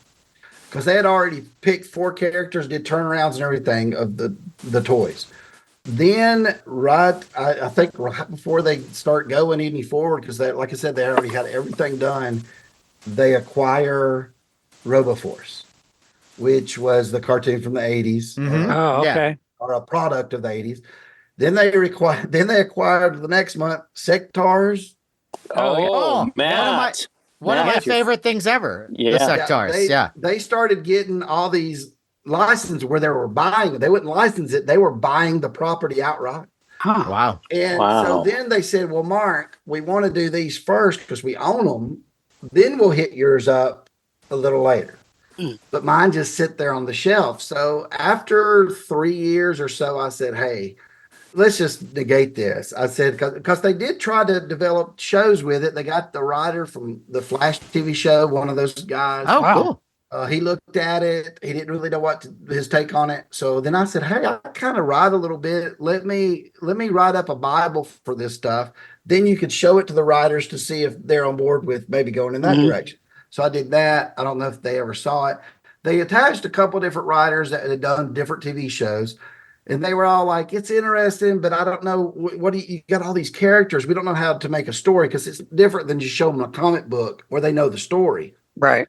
So they all had passed on that. So I said, let's negate the contract. Let's cut it up. And because I had final say on everything, I could have just said no, and they never would have got anything passed anyways. So, but they had it in the contract to where if they ever had done one toy, they had it perpetuity. In perpetuity. Yeah. I was like, I don't. Wow. If you're not really going to commit to this, I don't want to give you all the rights to it because Yeah, for life. No Yeah. way. Yeah. So I yeah, said, yeah. let's get out of that. During that time, though, I wanted to do other stuff with my monsters. So I just started making up another character that was very similar to my other one. And I called him Monster Slayer. And people like that design a little bit better because I just made it all black, gave him red eyes instead of green, gave him like stakes right here. Like the bandolier stakes. Yeah. Sure. So, and it just worked out better, and that's what I went with. So that was the design. A lot of people, someone else, I thought you was going to mention. There's somebody else that mentioned something to me about a month or two ago that said, "Hey, did you base this on?" It was like an anime or something that they showed me a picture of. No, I didn't. That's interesting because I guess there's a lot of guys out there that's black with red eyes. Yeah. I mean, it's cool though. I love basic concept, but yeah, but no, that's great. I have never saw that. That's You should see the movie though. It's a great movie. Yeah, too. no, it's a great movie. Yeah. It's pure fun, and you have Yeah. Malcolm McDowell Yeah. as It's this hilarious. Oh, wow. egotistic rock star who, as the story goes, he was supposed to sing in the movie, but then they realized he couldn't sing, so he kind of just sort of talks his way through a song. Yeah, it's great though. It's great. And His character is named Reggie Wanker. yeah, Yeah.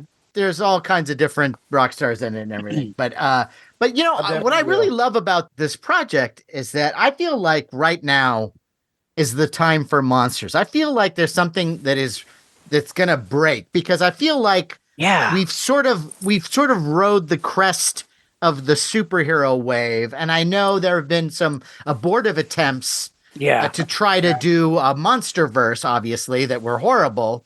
Right. But you know, we had the Werewolf by Night movie with Man Thing, and that was really well received. Yeah, And it I was like done so well, and I feel like that may be the next wave. And especially you've got sort of precursors to that in the Marvel MCU too. I mean, Groot is this very popular character, and it's a monster.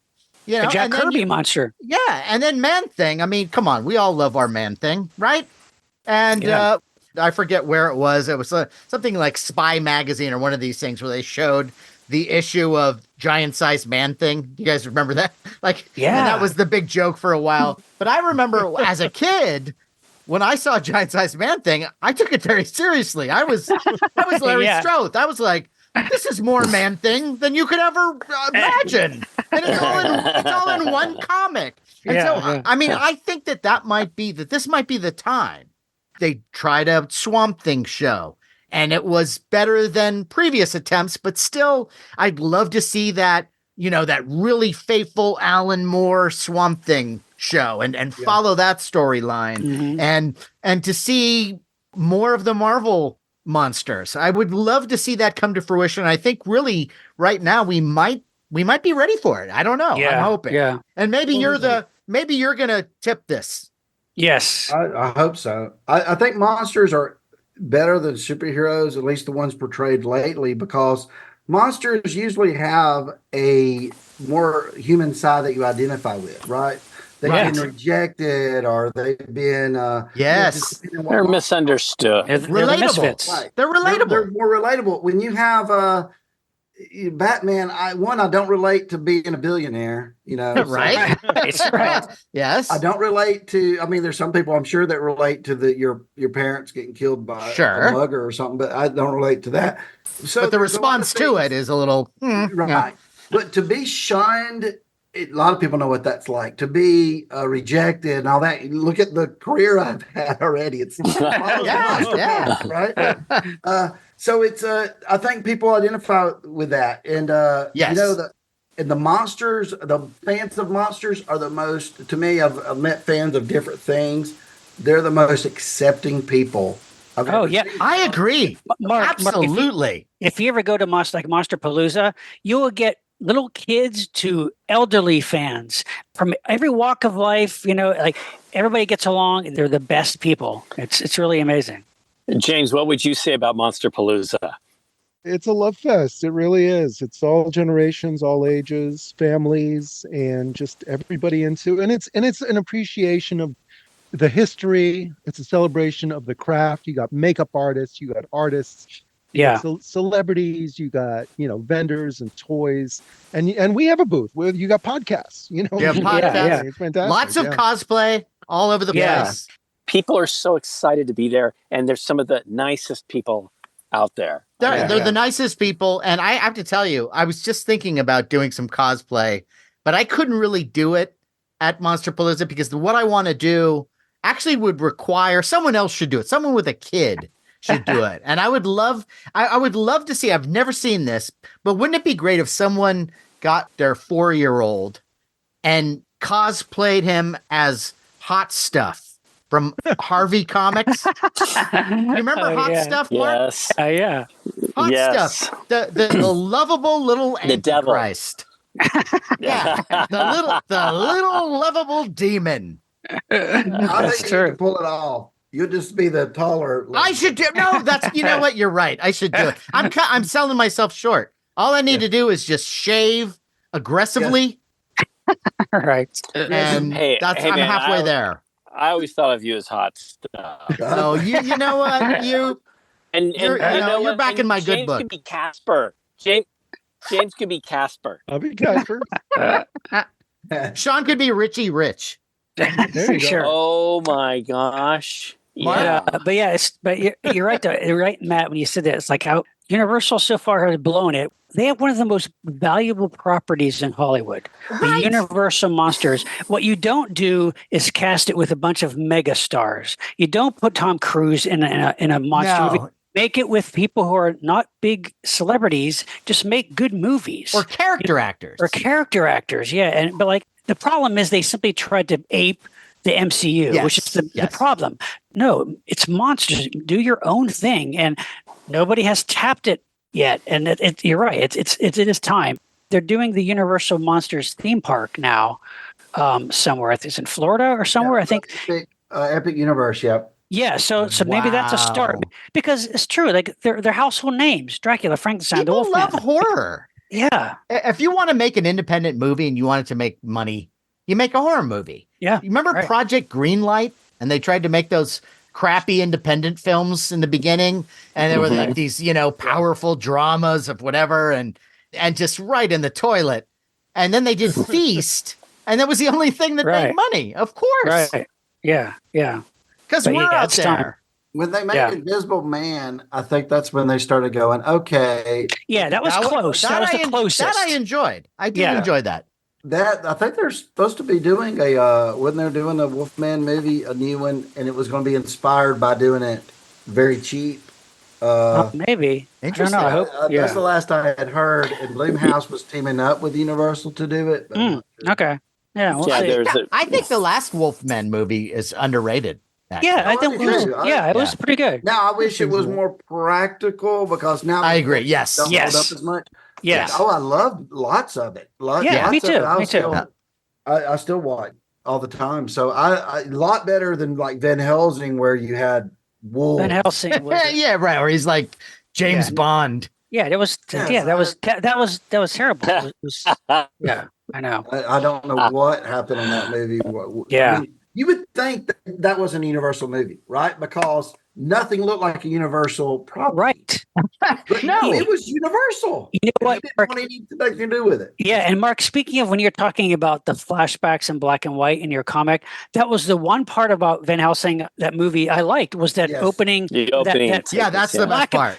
Yeah, Good part. I watched that just the other day, the opening Yeah. again. Yeah. That was the only good part. That's Yeah, the best everything part. else- And then you have the Ye- Frankenstein monster who has what looks like a washing machine in his Yeah. chest.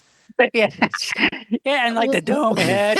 He's Yeah. hanging on vines like Spider-Man at the end. I was like, what the hell? You know, Mark, obviously, you know, we're all monster fans. Sometimes you're in love with your classic monsters, and sometimes you just don't want them to be touched.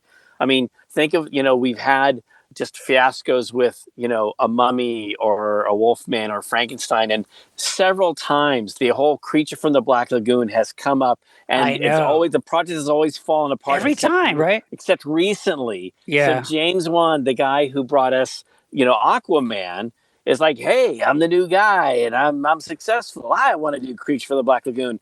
The funny thing is, I think John Carpenter had one where it took place. The original film takes place in 1954.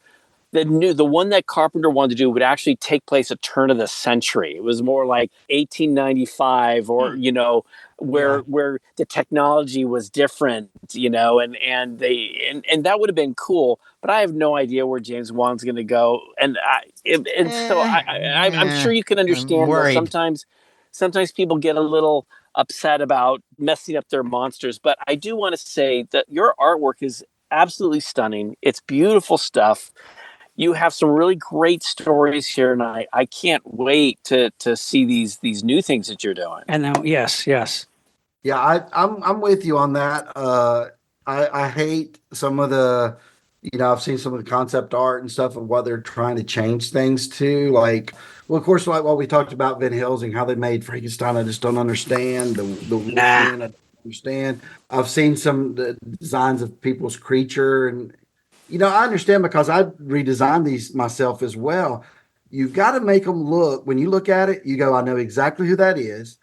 Have a little bit of that nostalgia in it, but honestly, though, if Universal hired me tomorrow and said, Mark, we want you to do the concept on these, I would take mine and I would move them to more of the Universal side, because there's certain things you can't do on a character because that's the trademark, right? You can't have the widow's peak, you can't have the red on the cape and all that stuff.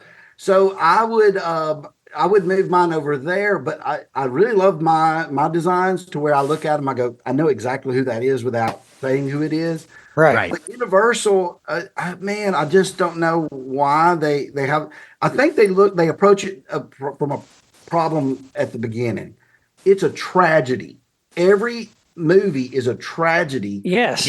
Not a thriller horror. Action, high octane thriller. No, it's not that. Exactly. Yes. The Mummy movie was, I watch it. It's adequate, but it's not, the Mummy movie that they made with Brendan Fraser was much better to me. Oh, I had so much fun with that. I know the guy. No, don't sneer. I'm not saying anything. I enjoyed those so much more. I enjoyed them too. But my thing with those movies is that they're more along the line of like just thematically, they feel more like an Indiana Jones movie. Yeah, right. Than a Mummy movie. Borderline comedy almost, right? Right. Yes, yeah. But it's fun. It's fun, yeah. Fun. Probably the most fun I've had in a horror movie, a monster movie in all those years was right at that time. Right. The original. The second one was okay. The third one, not. Yeah, I know. The ride's great. Yeah. I rode the ride at the Universal. Universal, yeah. But I think they just have a problem. They don't understand. But of course, this is across the board. Right now, we're seeing this. We've experienced with monsters since probably the 80s, right? Since Monster Squad or like the Mummy. They're just now experiencing this with like Star Wars and stuff like that, that the product, like whoever's doing the product doesn't really understand the product. It's product fatigue. Yeah. That's what it is. It's product fatigue. I mean, like, the Star Wars, crappy Star Wars TV series after TV series came out. See, Sean, it's two things though. When you say Star Wars fatigue, it's more like, oh, another Star Wars thing. If it's good, Sean, yes, I'll I know. watch it. Well, yes, sure. But that's what the you're problem. saying is that either it's people don't understand. It's like, we're going to put a new dress on the old girl. We're going to shake things up, and it's like the people who are the diehard fans are like, what the heck is this? It's kind of like, not to delve into Doctor Who, but my understanding is there are people who love all the Doctor Who stuff, and now with this recent one, things are being shaken up a little bit, and people who are classic Doctor Who fans are going, "Oh, this is not for me," kind of a thing. It's also become it's become now this big, huge mainstream popularized thing when the original Doctor Who show was not that. It's just different. It's when they lose the plot, when they lose the character of the Doctor and what he's all about, and the tragic nature of that character as well. It's almost like a vampire when you have this character who can regenerate, the ability to have a family. If you can live all these years, it's, you're always going to outlive all your friends. And that's one of the tragedies about Dracula too. And the way to solve that is to turn everybody into a vampire, but then they're your slaves. And so it never really works. But that's Right. but that's the wonderful meat of horror.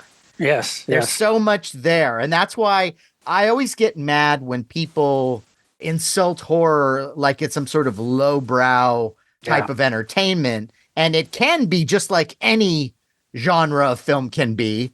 But the best horror movies are really some of the best drama too, because they explore some dark things that maybe other genres of film and fiction are maybe a little afraid of.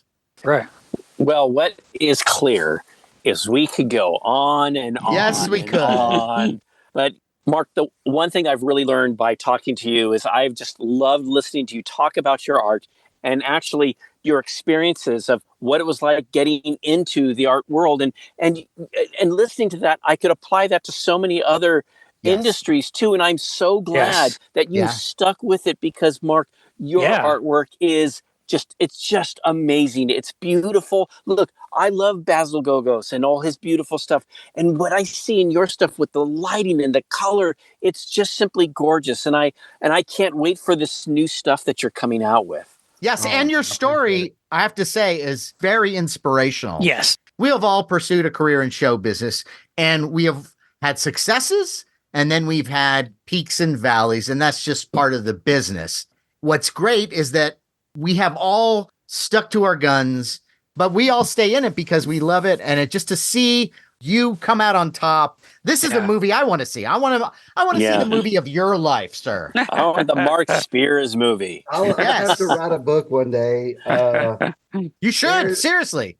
There is because I've had a lot of setbacks, but then I think everything leads you to where you are. It makes you who you are when bad things kind of happen to you. Right. Yeah. Again, you can relate this more to a monster movie than you could a superhero story, Yeah. but I'm not a monster, but I'm just saying. No, we get it. We get it. I'm thrilled, Mark, that when you receive the rejection, you don't go out and hack someone with an axe. Instead, you go to your pen. Thank you, Mark. That's right. Thanks for Continue to that. draw. That's true. Continue to draw. Right. Now, Mark, for listeners who are not familiar with your stuff, where can they go to see your stuff, or how do they look forward to doing the Kickstarter thing? When can we look forward to seeing this? Right now, I think I got a lot of, if you're comic book fans, over the next, this month, the next month, a lot of stuff coming out to the comic book stores. Spawn 356, 355 just came out, and it's got a cover by me. Green Lantern War Journal number 12 is coming out, I think, next week. I'm also, next month, Absolute Power number 3 covered by me. You can get at your comic book store. Also got Salmon Twitch number 6. It's great. End of this month, the first of next. I think that's it. And then it's Spears Monsters, September 25th. Go to your comic book store. If they don't have it, yell at them. I don't know why they didn't order it, but tell them you want to order it. That will be coming out. It's going to be coming out bi-monthly, so the next one will be out in November. They're doing that just so they can get all the orders. Comic stores will realize if they're selling through it and order more. If it does really well, I think next year they might switch it over to monthly. If the orders start going up. Because again, number 1 through 8's done, and I've already started issue 9 and 10. But I knew I had if it's every other month, I got over a year or something to knock those out. Nice. But, And what's your social media too? social media is Mark Spears Art at everything. Instagram, there's Twitter, and then Facebook. And also on Facebook, there's Mark Spears Monsters, a page over there too. Cool. The Kickstarter thing, just pay attention to my socials. I believe we're going to run a Kickstarter around end of October to the end of November. So you will get Halloween in that, and you'll get Black Friday, or is it Black Friday, Cyber Monday? All that will be encompass it. And that's going to be for that Werewolf Frankenstein thing we talked about. Nice. Fantastic. Great. So, and I'll have a few covers, I guess. I got to do a few covers. Great. Well, Mark, You've been working on them right now. He just did Mark, 4. thank you so much for being with us, man. Oh, thank you. It's You been are a pleasure. truly a Yeah, monster. You're the so best. great. I'm glad we were able to get you on the show. This It's is a lot of fantastic. fun. It's been a pleasure. Can't wait. Anytime you need me back, let me know. Absolutely. And Hey, what do you course. say? Raise your glasses. Raise a glass. Let's all Go ahead, raise our John. glasses to Mark Spears and monsters in comics. Yeah. Time for a listener shout out. Shout out. Monstrous shout out. I'm scared of this shout out. Guys, I got to tell you, I'm still basking in the afterglow of Comic-Con. It Yeah. was so much fun. The whirlwind. Oh, the glow, the afterglow, the glow, and then the afterglow. Both amazing. Pre-glow, Exhaustive- the glow, exhaustive and the glow. afterglow. The Yeah. exhausto glow. Yes, in another week, I think my foot pain will completely disappear. But until Right. then, Yeah. Right. I'm starting to feel my right leg again. but, you know, hanging out in person with all of you and with Yes. Everybody who joined us that Saturday night, certainly. But, you know, including some of our listeners, because Jim Jenkins joined us, which That's is now right. becoming a Comic-Con tradition, and That's bringing true. us these amazing paper craft installations that he does. It's Yes. Yes, he brought stunning. us gifts. He did. Gifts. And super fan Mark Rem. Yes. Mark Rem, who we didn't really get to chat with that night, but he was hanging out, he was listening. I think he was enjoying it. Extremely I would like to supportive think of so. our podcast. And Yes. we Yes. didn't get to see him at Monsterpalooza, but it was great to see him at Yes. Comic-Con. And Yep.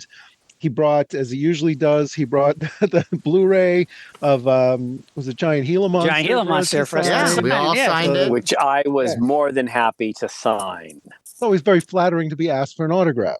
Yes, Yes. yes. And I want to hang with him more. Like, Yes. Yes. Yeah. I was sad that we were. I mean, it was great that we're doing the show, but before we were even done, he had to leave. So But he had Yeah. to drive back. Yeah, that's Yeah, a long yeah. drive. yeah, and I It get worked it, to turn but out. Yeah.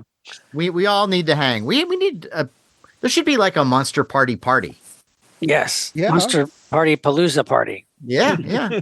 But and then of course the guests that we had. There's Stephanie Bordeaux. It was We great. had Mark Tavares, who is Uh-huh. always wonderful, and then of course the Legal Geeks, Josh Gilliland, Mhm. always bringing the quality. Right. That's right. And Gina Sheridan and Gina Carrie Sheridan. Weinhold joined us. We didn't get to chat with them, but it was great as usual.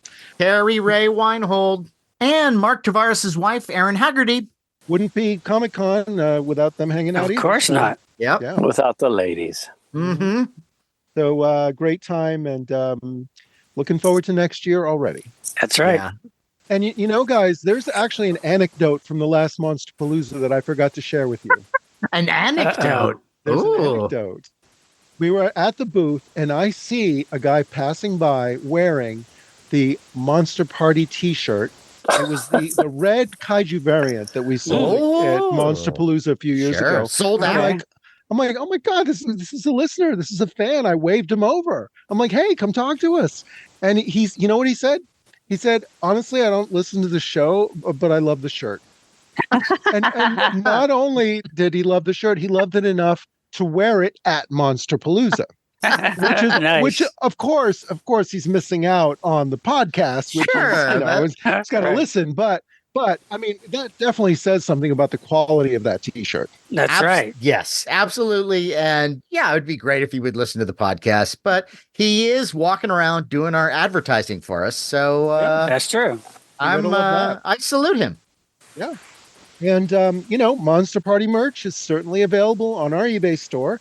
We've got the T-shirt, which is the logo T-shirt, and The the logo kaiju T-shirt designed by Derek Robertson, In green. mentioned in green. That's right. We've got Monster Party shot glasses. We've got the legendary Monster Party cap, It's the capper. and of course, and the Monster Party PPE cloth mask. Which You said people are still pee-pee. walking- Yeah. And, people are still walking around wearing masks. Sometimes you still need it. So Yes. Matt, wouldn't you say sometimes you think Yes. still wear a mask at large gatherings? I'm glad that you brought that up. Larry, is it? Larry, Yes. for Comic-Con, you know how like you get in line and you wait for these exclusives? Yes. Well, yes. there's one exclusive that simply by being in line you get, and that's called COVID.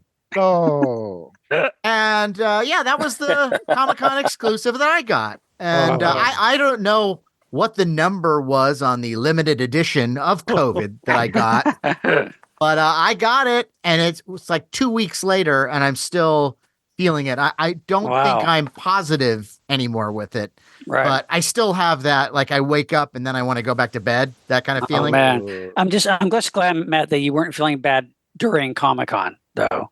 Right. Yeah. No, I was fine when we were doing our show. And then I think it was Monday, I started to feel a little, and then that's when I called everybody that I talked to, right. Random people on the street. I tracked them down. I walked by you. Are you okay?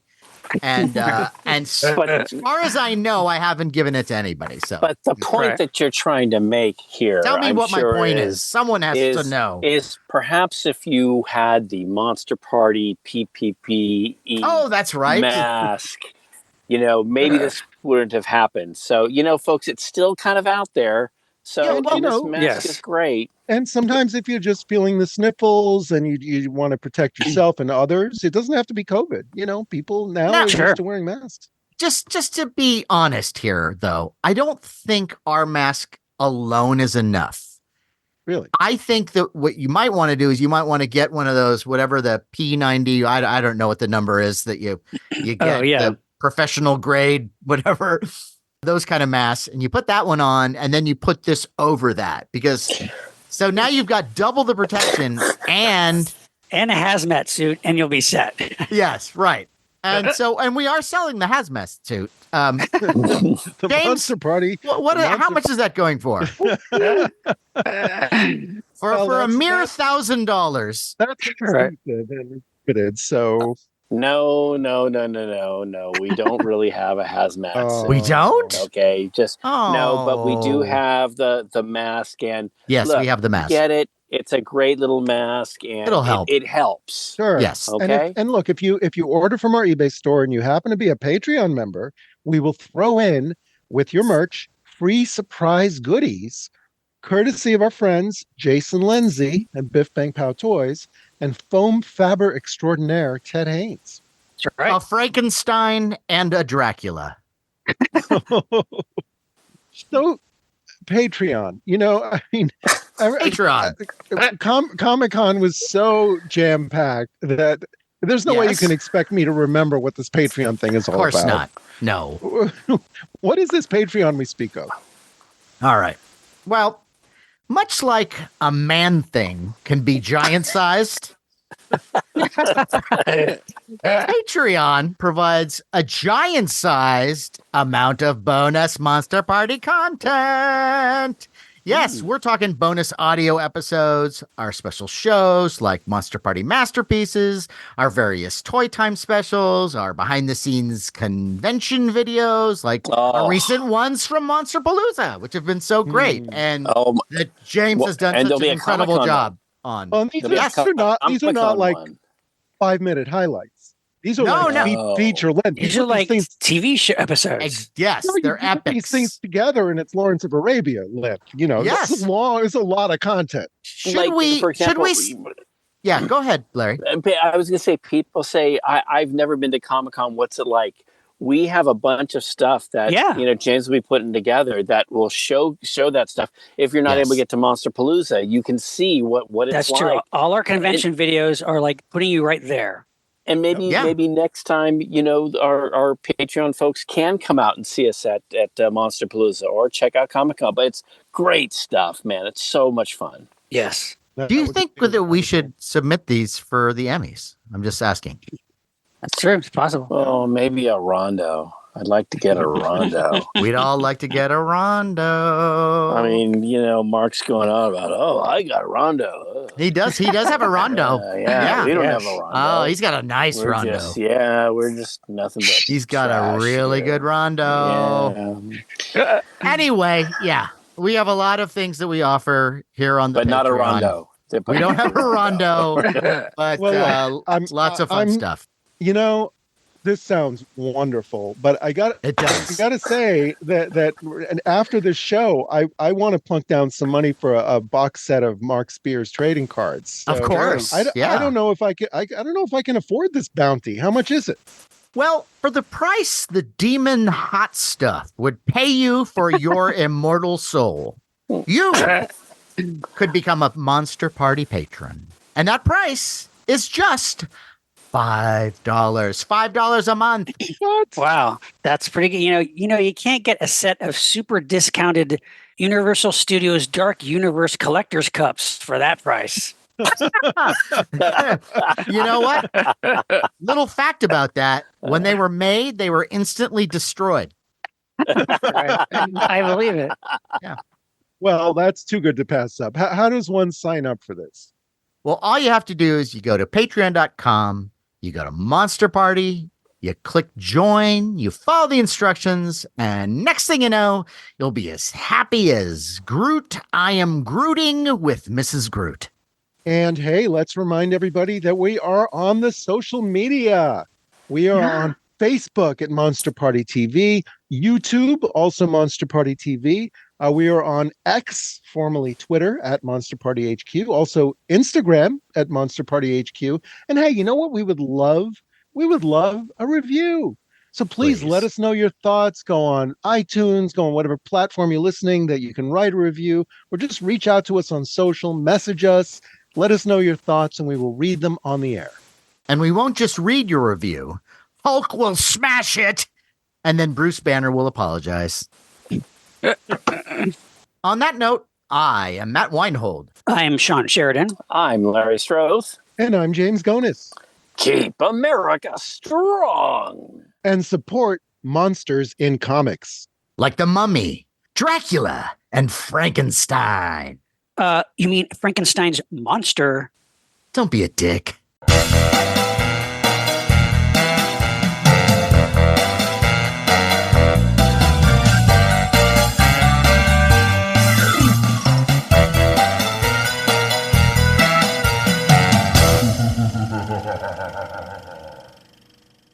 Hi, Mark Spears. Boy, do I love your artwork and the artwork that's directly behind you. Oh, thank you. Yeah, I got a few back there. Are those your pieces? Yeah, they're that's Frankenstein, the Bride of Frankenstein. I think. Yeah, that bride. Nice. That is a great. I saw that in your Instagram page. That bride, and it's just such a cool take on the bride. Like sexy and angry and monstrous all at the same time. In a nutshell, my wife. I was about to make that joke, but Well, we all understand our secret pain, which is also our pleasure. I was checking out some of your work online, and I saw. Did you do a portrait of Columbo, Peter Falk?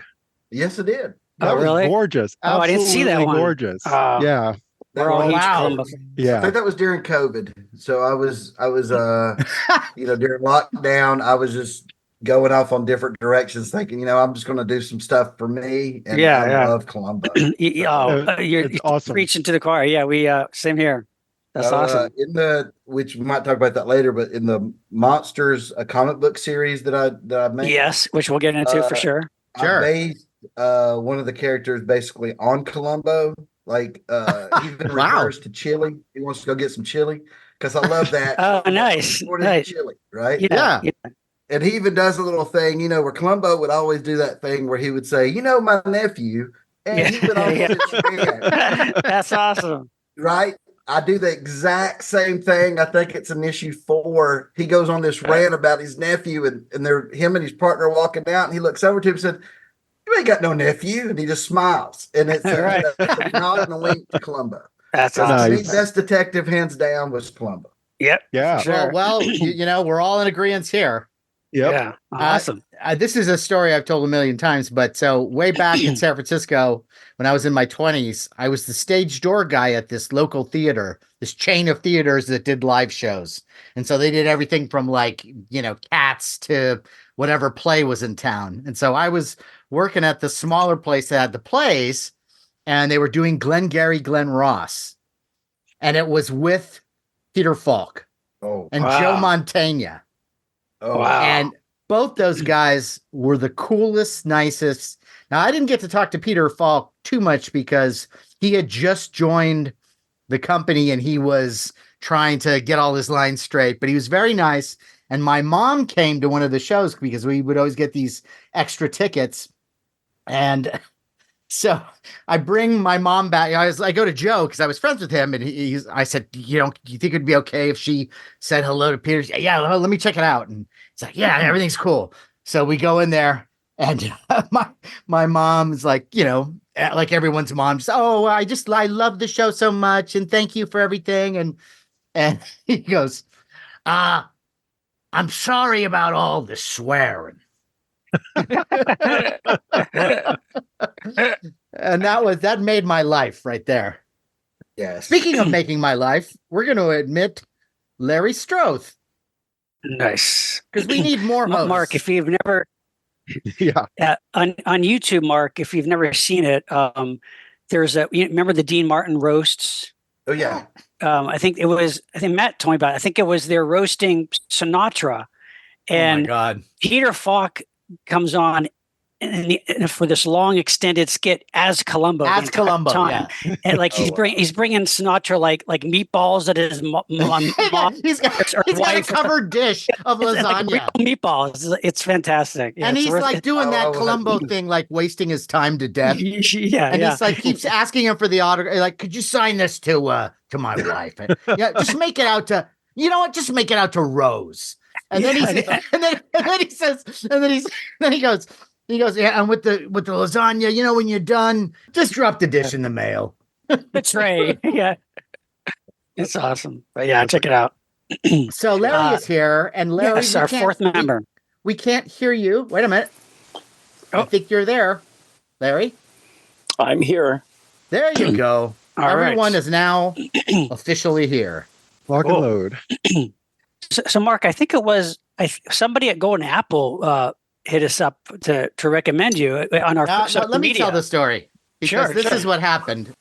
Ryan Leibowitz, we were visiting right after Comic-Con with my sister-in-law, and we're there, and we're all monster fans, and then he just points to one of your comics.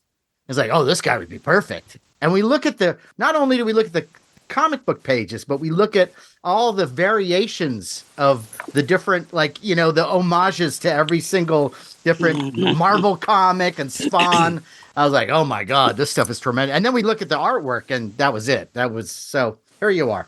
And then the all your information went down the pipeline, ended up in the capable hands of Shawn Sheridan, because he's the guy who makes Yes. things happen. Okay.